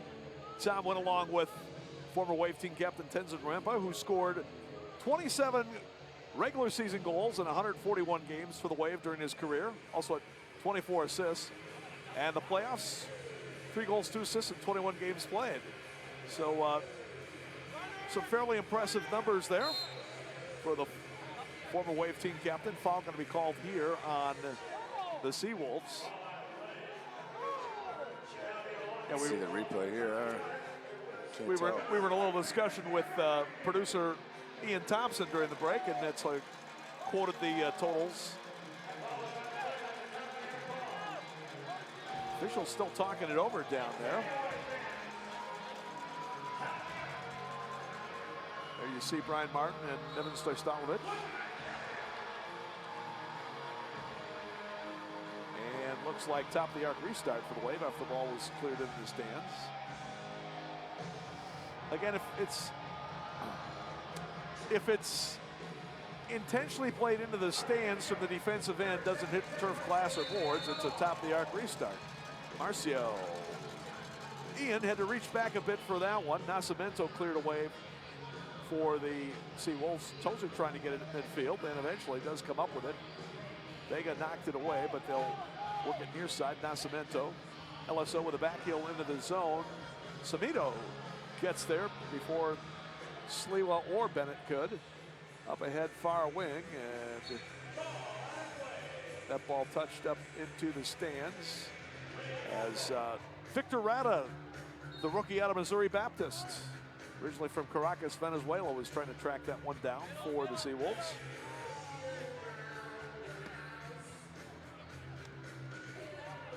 Nice job there by Alex Tozer to keep it in. Here comes Rada. Rada, who began the season playing with the reserve team of the St. Louis Ambush, and then was acquired by Orlando. Got to knock it in there again, and pressuring Bennett. Good turn by Ian to get out of the zone, and then finally the call going to be called on Rada.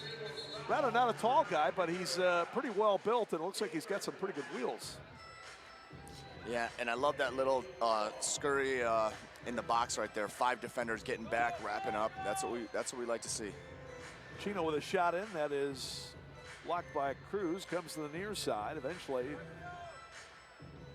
Wave retains possession, and again the SeaWolves will pack it in.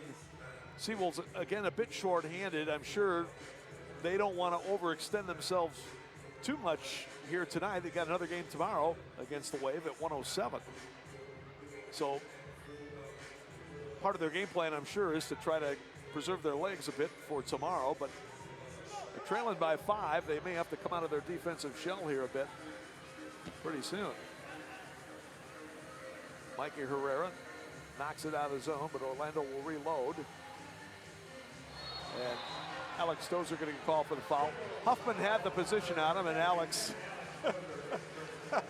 in not too subtle fashion, put him down. Yeah, just beat him to the spot there a little bit. 2 physical players. I'm not sure what Alex is arguing about as far as the foul. Maybe something before that, but clearly he was the guilty party there. Like we said, Alex not afraid to play the game in a physical fashion. He certainly has the physical characteristics to be successful in this league. There's no doubt about that. Hasn't had a ton of experience. Naranjo able to keep the possession there. Now Samito near side. And trying to go right down Route 1, headed away by Chino.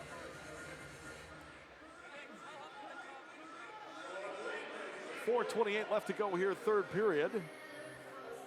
All the scoring in the first half of this game so far.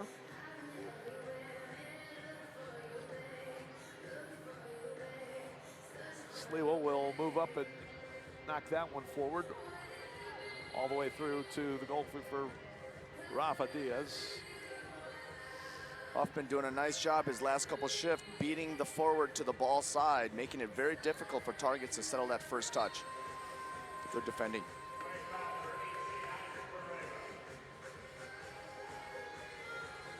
Quickly, the SeaWolves put it in as Teo will play it back for Semedo. Now, Teo had a nice tackle there by Mikey Herrera. Well done by Mikey when it looked like Teo was possibly going to blow by. Yeah, he probably should have. Oh, good run right there. LSO trying to see if he can get it through for Pereira. Could not. Now Teo back the other way. Fires a shot. Nice save there by Diaz. Rashad will keep the touch alive. And now Guy Ribeiro will back it up. Ribeiro, a big guy, originally from Sao Paulo. Played his college soccer at Kansas City Community College. LSO for Herrera. Mikey's had some good runs upfield tonight. He's still coming. Sort of hit the left footer. Andre Hain trying to get it back. Now at midfield, Grable off the bench for Milwaukee. Stewart, who's been a steady player for the Wave ever since arriving 4 years ago, now in his 5th season. 30-year-old from Neenah, Wisconsin, played at Neenah High School, UW Green Bay. He's always been a pretty solid player, Tenzin. Yeah, and you know, that's just what it is. He's very solid, he's consistent, also brings a lot of energy and training, brings it every day. He's picked up the game very well. Stewart, actually, I had on my tryout squad. So Ian and I, every year, we would captain the 2 tryout teams. And Stewart was on my team the very first year. And after the first session, we highlighted him right away. So you could tell he was a potential keeper, and he's done well in his career for the Wave. Deflects out of bounds. And they will give it to Orlando. And it's a final now in Baltimore. Blast wins at 9-5, so they improve to 15-8. And Harrisburg drops to 12-8.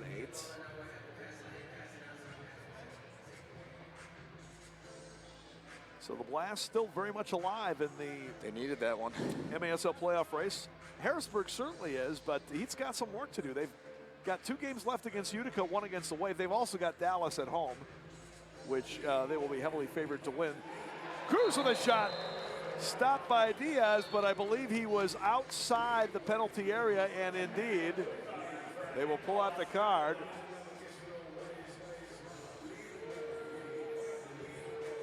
So, second penalty of the night, both against the Wave. This one will go against Rafa Diaz for a handball at 13:25 of the 3rd period. And it will be a shootout. So let's see who's going to take the shootout. Looks like Rafa Tobias. Of course, goalkeepers do not have to serve their penalties.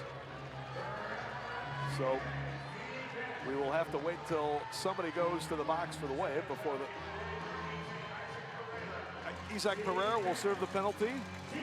All right, Tobias will come in from the line. Everybody else will start at midfield. If he's unsuccessful in the shootout, then play would continue with a power play for Orlando. And a shot saved made by Rafa!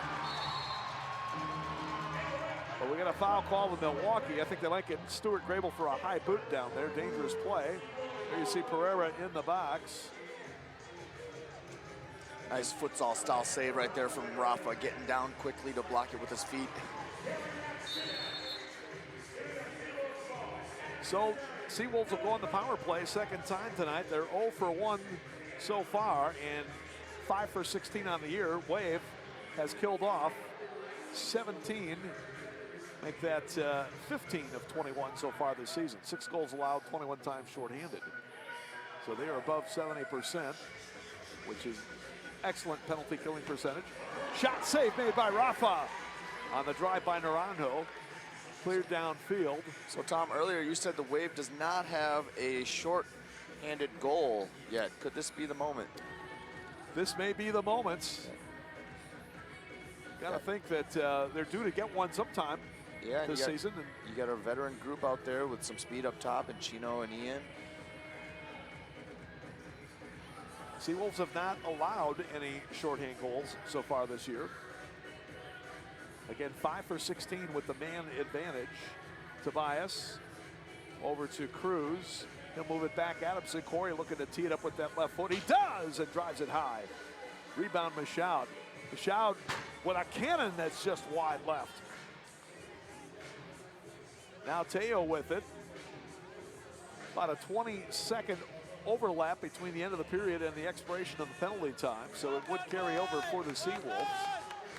We're now down to 7 seconds in the period. Michaud gonna fire one in up above the goal. And so with 2.2 seconds left, Wave will put it in on the goalkeeper distribution, and that will do it for the quarter. Yeah, and if you're the Wave man down team, you're just thrilled with that decision to shoot from, 30 yards out from Michaud right there. The SeaWolves will be on the power play, it looks like, for about 25 seconds to start the fourth quarter. Rafa fires downfield, and that will do it.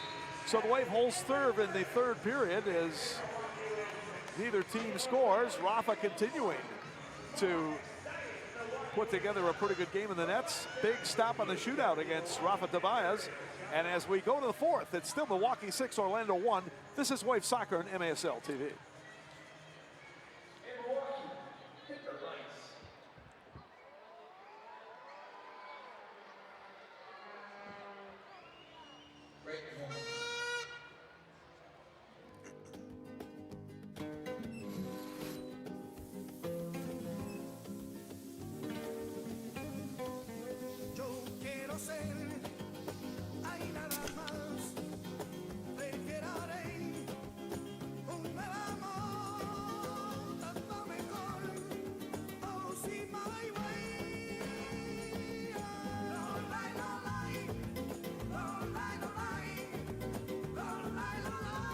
A small box that opens wide a large window of opportunities. Your smartphone. You can still use it to make calls, yes, but it is also your connection with a long-lost friend. Or the latest news. It's your means of entertainment. Your in-house grocery store. And now, it even becomes your bank. Yes, your bank. Introducing Waterstone Bank's mobile banking with mobile check deposit. With it, experience banking all through the day, all through the night, at all places, on all kinds of devices. All at your fingertips.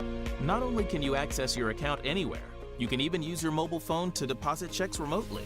Just take a picture of the front and back of your endorsed check with your iPad, iPhone, or Android and get set to deposit it without going anywhere. It couldn't be simpler or more convenient. And the best part? It's completely free. Waterstone Bank's mobile banking with mobile check deposit. Download the app today.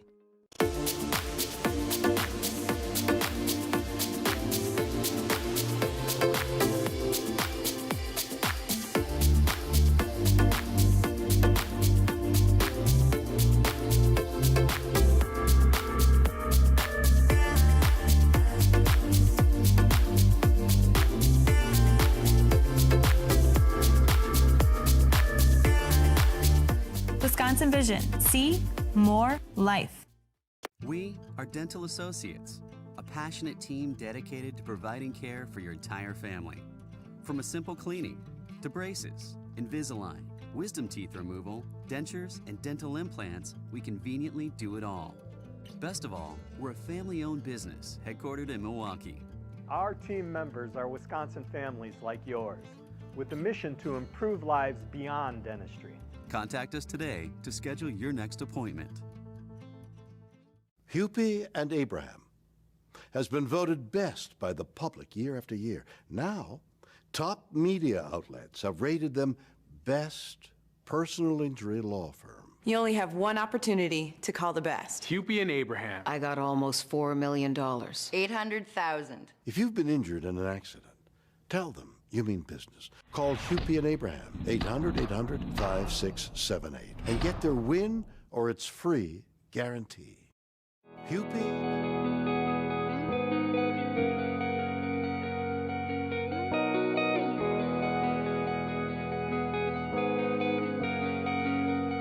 There's no one way to explore the world. My way is to push myself and never take the easy road. I prefer a road that winds through forests and goes up mountains, because I've always been an adventurer at heart. That's why I can't wait to be a scout. Because scouting will guide me to great things. It won't just teach me to navigate the woods with confidence, but it'll give me the confidence to navigate the world. I'll enter the Scouts as the best version of myself today, and will grow into the best version of myself for my future. Scouting will show me how to use bravery, trustworthiness, loyalty, and kindness to become a person I'm proud to be. Because there's no one way to explore the world, and my way is in the Scouts. So scout me in.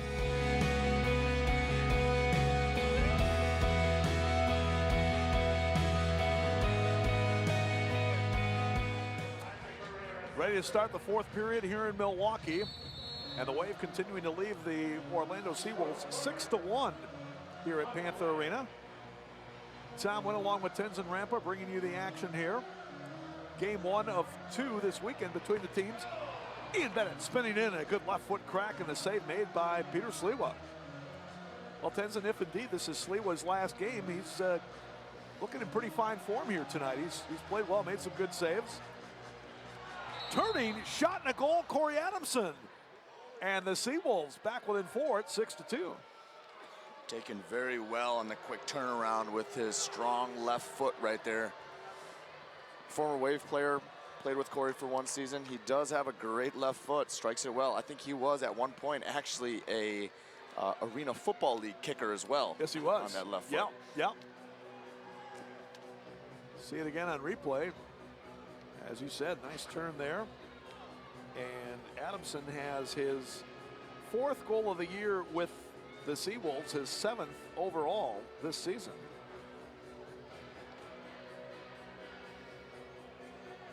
Don't go away just yet, fans. You know, early on in the broadcast, I was a little critical of Orlando sitting back, you know, in their half-court defense. But if you can convert on chances like that, you know, you just might be in the right range to, you know, to catch up in the last 5 minutes here away in the fourth quarter. Coming in, a kick save made by Sliwa. Well, the last dozen or so games the SeaWolves have played, their main goalkeeper has been Fernando Cortez. Not nearly as experienced as Sliwa, and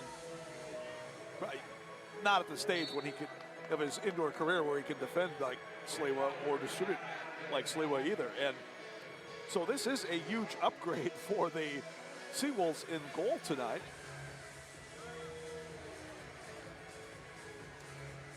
And that's certainly helping them keep in the game. Cortez, who played Thursday night in Kansas City, is not dressed tonight. The backup goalkeeper is Wesley Amazon. All right, Jeff Michaud on the free kick. Always got to watch Michaud on any free kick within the attacking zone. He has got a laser out there. Decide not to shoot that time. Being watched by Mikey Herrera right now. Into the zone. Tozer trying to control. Nice play to the middle. Cruz trying to get there. Good defense by LSO. Mikey Herrera heads it up. LSO ahead to Pereira. Isaac trying to go 1-on-3. And eventually the SeaWolves coming away. Naranjo had it. Good hustle back by Luan Oliveira to knock it back for the keeper. Great 2 defensive sequences right there for Luan. First in the box, impeding the run, getting his arm across the chest of the striker, and then right there, you know, getting ball side and winning the ball along the boards. Well done. LSO now plays it in. Pereira off the inboard, but Michaud there to sweep it away. Ball deflected. Sliwa will come out from the net and play it downfield. The MASL and Miters share a long-term vision to see arena soccer grow in North America. Miters Astro Division Ball is the official game ball for the MASL. Miters Astro Division is designed specifically for play on artificial surfaces. It features a more accurate flight than the average ball and has a 30% reduced bounce to make it play more efficiently in arena soccer. And remember, MASL Primetime is a new home for the best highlights, interviews, and action from the MASL each week.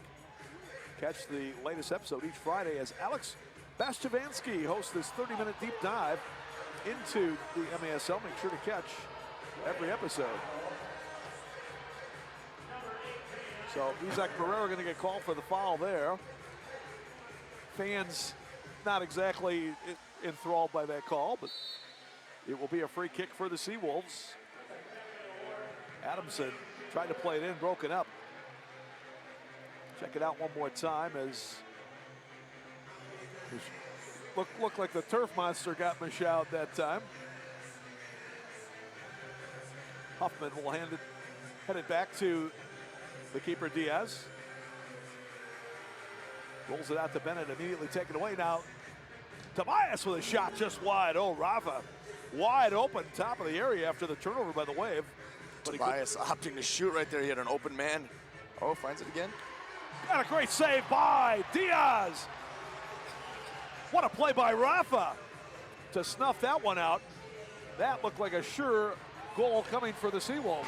Bennett fires high and wide over the head of Max Ferdinand, who was waiting patiently for the rebound at the top of the area.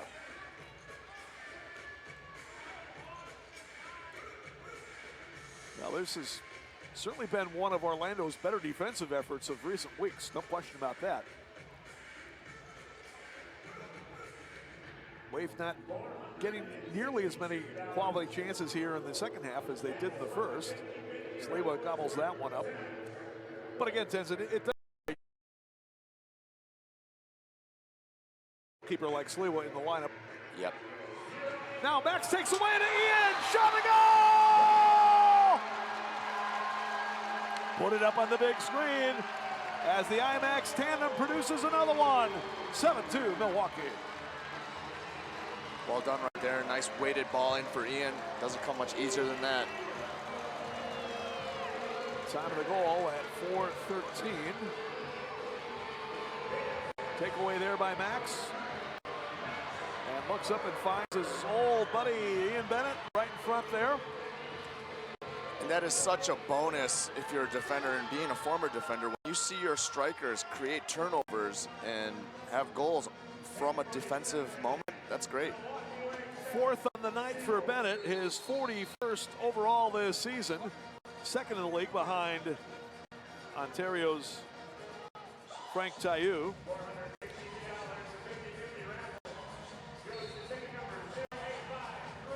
And so the Wave back out to a 5-goal advantage.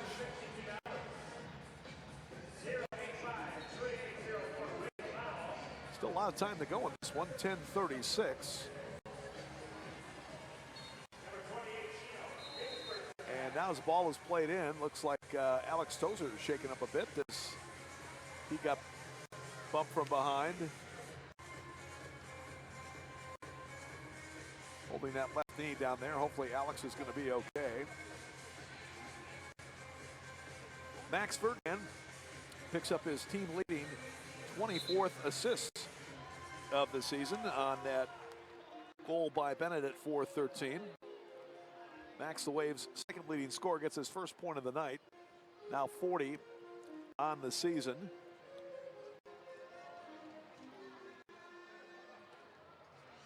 Five to 4 is the score now in Rochester. Lancers at 0-21, trying to see if they can secure their first victory of the year. As you see Alex Tozer limping off. Again, he was holding that left knee, so hopefully he's going to be okay. You can tell he's in a bit of pain there. Check it out one more time.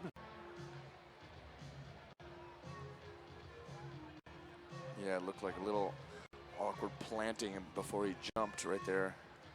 Battling with Chad Vandegrift. On the MASL leaderboard, Frank Taillou of the Fury with 62 points. Leo Gibson, the player coach from Kansas City, second with 57. Baltimore and Freddie Dantas, third with 52. Ian Bennett came in tonight's contest seventh with 43 points, but he's added 5 now to get up to 48. Frank Taillou leading with 44 goals starting this weekend's action. But Ian Bennett right behind him with 41. Andre Haynes spinning, and Andre with a great move. Shot, save, rebound, follow. And that one cleared out by the SeaWolves.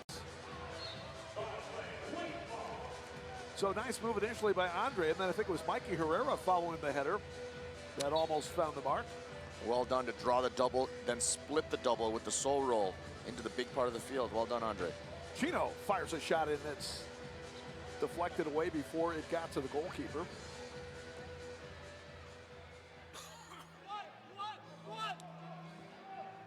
Wave now can work the clock a bit with this 5-goal lead. And of course, I'm sure Coach Oliviero would like to try to make sure that he can help the fellas conserve a bit of energy for tomorrow as well. But want to try to keep the flow going here, so to speak. Centering, shot, a goal, and there it is! Drew Wiedemann finding Pereira in the middle. It's 8-2. Great pass, and you know he's been in great form. He's been scoring goals, and that time just a lovely ball to Pereira right there in the middle of the box. Yeah, great look by Wiedemann, and Isaac with a nice finish. Second goal of the night for Pereira, number 10 on the season. Drew Wiedemann getting the assists, and Milwaukee now up to its biggest lead of the night at 8-2.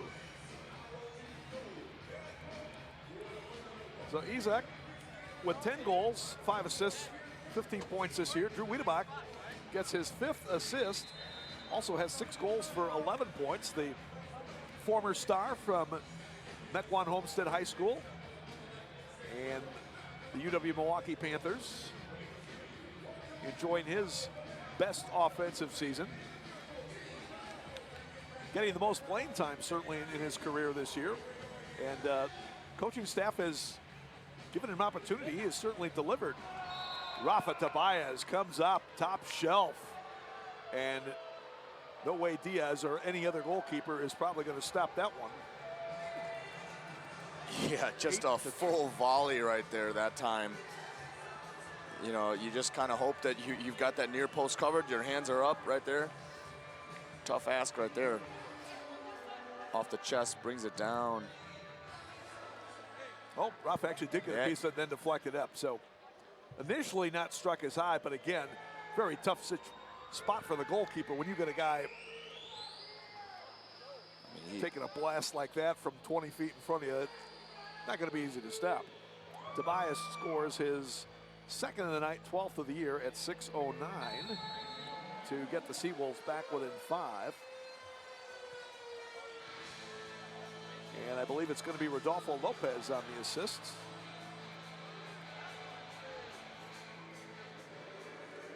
Rodolfo gets his 6th assist of the year, also has 2 goals for a total of 8 points.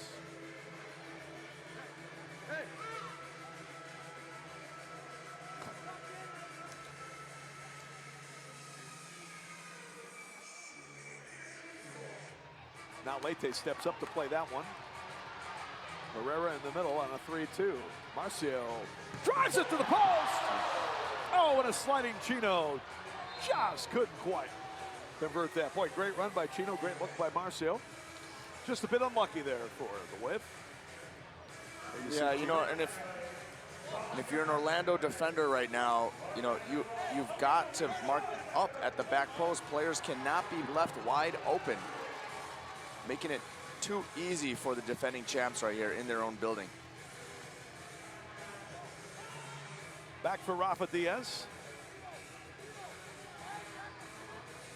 Oh, nice game tonight for Diaz. Here's Vega coming in. Guillerme with a right foot finish there. Nice strike there by Guillerme as Max helps him celebrate. It's 9-3 Milwaukee. Yep, last 3 or 4 opportunities, Wave capitalizing on what is a pretty casual Orlando defense in transition.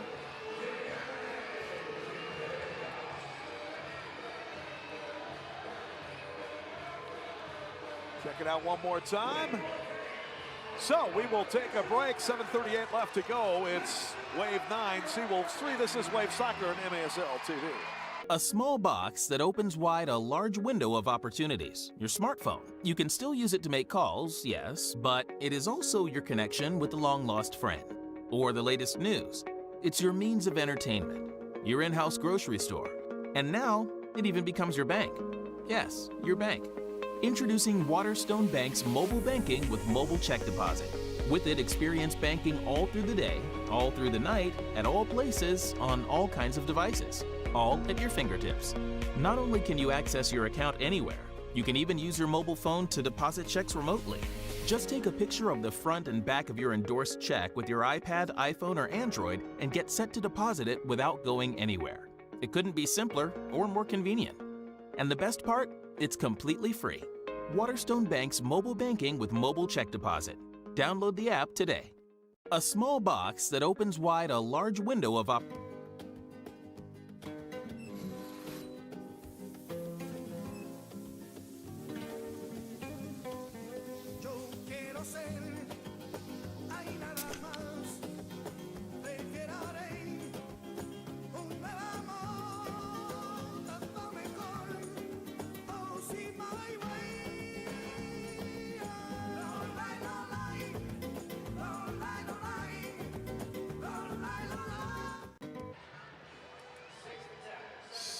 .38 left to go, and Coach Tom Traxler of the SeaWolves has decided now's the time for Orlando if they're going to get back in this thing. It's 9-3 Milwaukee. That's Rafa Diaz for the Wave. Meanwhile, Eduardo Cruz has donned the jersey to replace the goalkeeper Peter Sliwa. There you see him wearing the 6th attacker jersey. So the SeaWolves will see if they can try to make a dent in this 6-goal deficit with the extra attacker. Empty net to the left as we face it. Tobias rolls one in. It's taken by Diaz. One thing about Orlando or any Wave opponent, you probably don't have to worry about Rafa Diaz throwing it down to the empty net. Rafa's got a decent arm throwing it to midfield, but beyond that, really not one of the stronger arms in the league. But he is a great shot stopper and an outstanding distributor with his feet. His distribution with his hands, you know, they may not be far, but they've got great pace, and they're usually on the foot, so. They're usually pinpoint. Yep.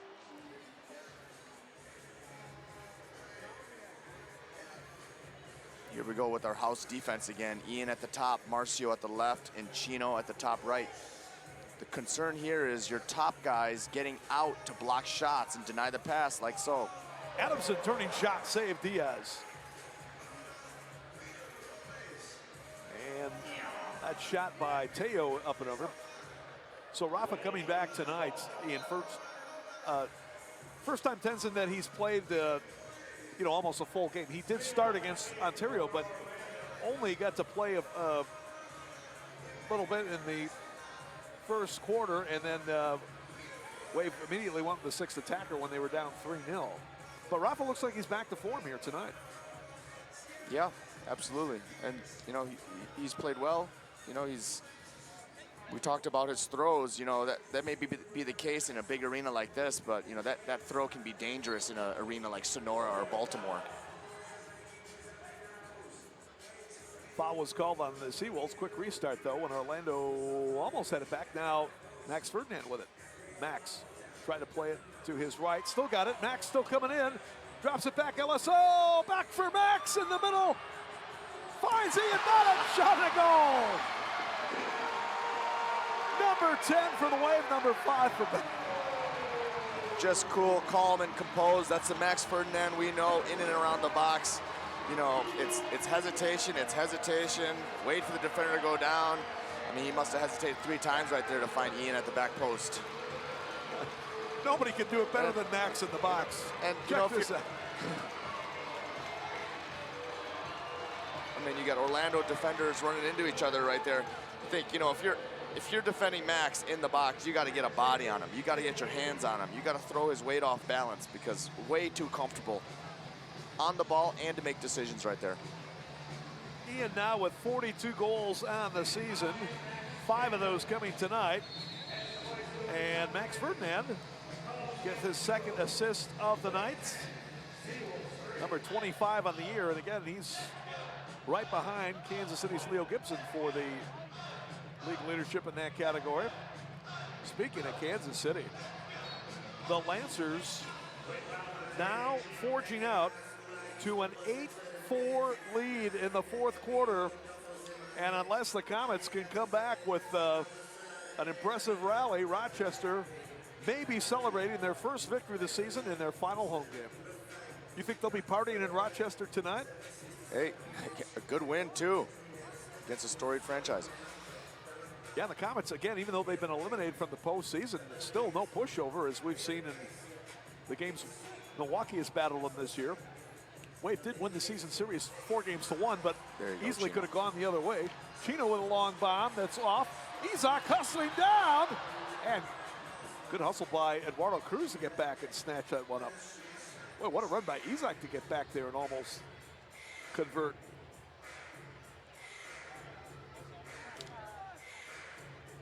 Well, there's no doubt that no team deserves to get a win more than the Lancers organization this year. So if they do, certainly well deserved.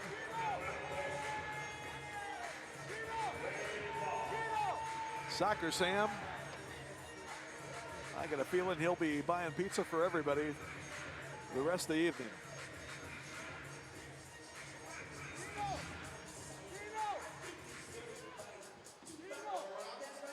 Wade really opening the floor here, spreading out this Orlando defense.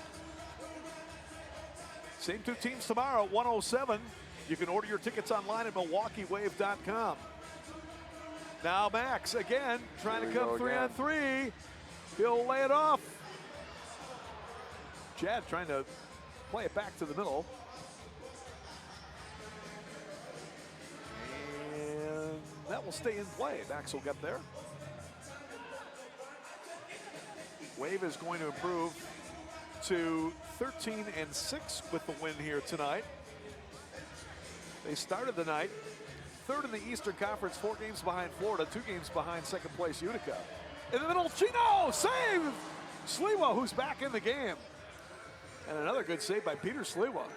Orlando just really disjointed in their pressure right now. Front 3 pressing very high with the back 2 sitting back, allowing for multiple transition opportunities here. Well, again, the SeaWolves have struggled defensively this year. And a lot of times, right, it gets late in the game, you're down, you're trying to press up and make something happen offensively, and you leave yourself vulnerable to the counterattacks. There's Ribeiro in the far corner. I'll tell you, that guy Ribeiro has got some decent size. They list him at 6'2", 215. I tell you, he looks bigger than that. Foul was called on Andre Hayne there. SeaWolves had another forward named Rodrigo Kaufman who got injured a couple weeks ago. He was another big guy in there. Physical size at the target position has not been an issue for the SeaWolves, that's for sure. Chino. And trying to see if he can find Andre at midfield, but pass off the mark. Cruz, the 6th attacker, has it for Orlando. Now Armando Teo trying to get around Vega. Got cut off. Pass intercepted as Vega in the corner. Getting side up down there, and eventually foul going to be called against the SeaWolves. Yeah, if you're an Orlando defender right now, what do you want your front 3 to do? Are you pressing? Are you dropping? It's got to be communicated early right there. J.C. Henson picked up the fouls. He fouled Stuart Grable. Marcio looking long for Grable. And Bennett with an attempt, came out front, and Grable shot off, Grable follow! Couldn't get it. Now Ian with a turnover, shot and goal! Number 6, he's gone back-to-back six-packs on the home turf. 11-3 Milwaukee. Couple things to look for there. Stewart obviously with the energy right there to keep that play alive, but that ball was in transition for about 20 seconds, and you still have 2 Orlando players higher than the ball. That can't happen against a team like Milwaukee.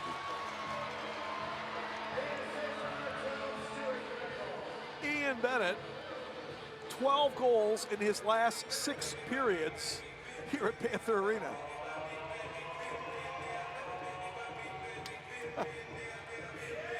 You know, we could probably name him the PCI Construction hardest working player of the game practically every game, Tenzin.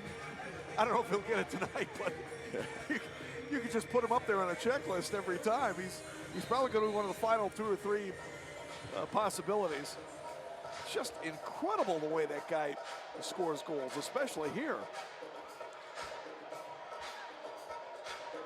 36 years old, but he certainly has the energy of a player much younger. Yep, Ian is, this is his house as far as goal scoring goes. And, you know, if you're Frank Taiu watching at home, he's not happy with Orlando defenders right now because, you know, Ian is having a field day today. Sure. Yeah, I would have to believe Frank is probably not impressed with the Orlando defense. Izak with a nice little touch. Drew Wiedebach trying to get there was held up in the play. Foul called on Jeff Bichout. So we'll do it again tomorrow at 1:07. Don't forget, set those clocks ahead. I got a feeling Tenzin, that alarm's going to go awful early tomorrow. Yeah. And we're only broadcasters. We're not even playing. Right. Derek Huffman to move up. He'll fire a shot, just one. Derek with a goal earlier tonight that made it 2-0 back in the first period. Sure, he wouldn't mind racking up another against his former team here.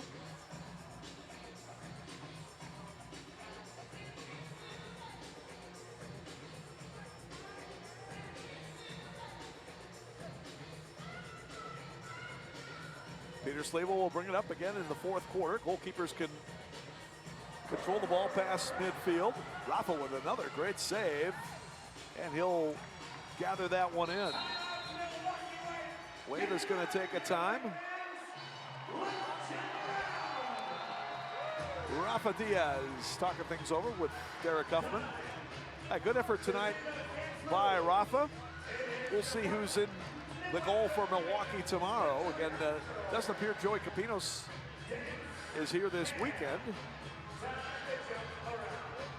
And so, great night. Great night here for the fans. We'll take a break. 43 seconds left. It's the Wave 11, Orlando 3. This is Wave Soccer and MASL TV.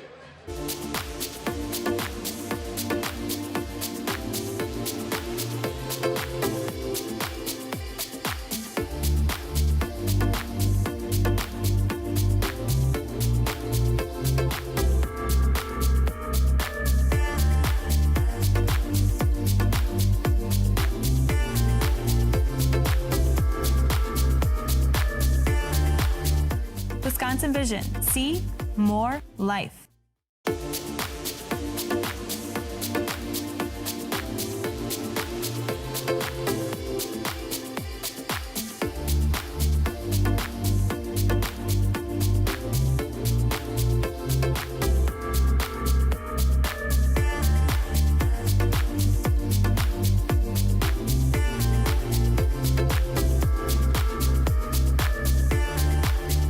Wisconsin Vision. See more life.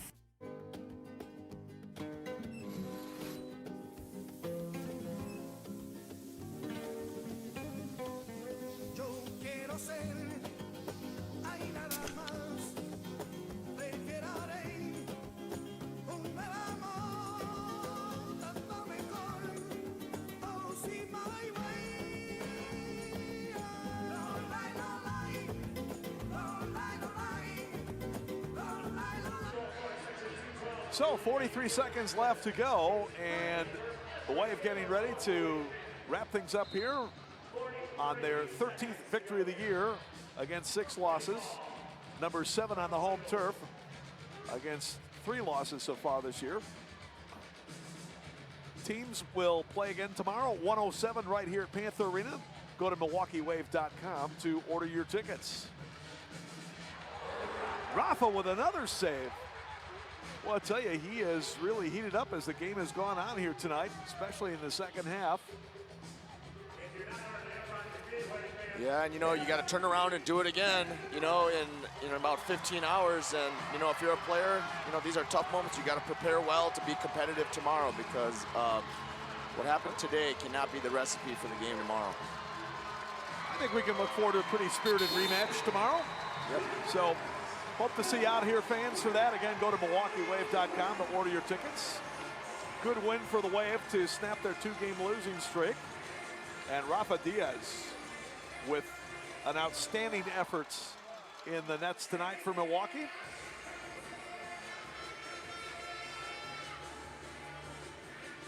So again, it doesn't look like Joey Capinos is with the Wave this weekend, but we're thinking he's going to be back next weekend when the Wave plays at St. Louis Friday and then wraps up the season series, home series, if you will, their final home game of the year against the Baltimore Blast. Then Milwaukee will have 2 road games following weekend at Utica and Harrisburg to conclude the season. Utica on March 21st, Harrisburg on the 22nd, which still could be a very critical game. Talking about that Harrisburg game in determining whether or not those two teams qualify for the playoffs. If Milwaukee wins tomorrow and then can beat Baltimore on March 15th here, Wave will pretty much clinch a playoff spot. But still a lot of work to do, and you better believe the Blast, which will be playing its final regular season game of the year on March 15th, will be coming in ready to do everything. Let's send it down to Van McNeil. Time to award the Professional Construction Incorporated hardest working player of the game. You got to give it up for goalkeeper Rafael Diaz. Rafa, solid performance tonight. Good to have you back. I know Joey's out, but that one's got to feel good.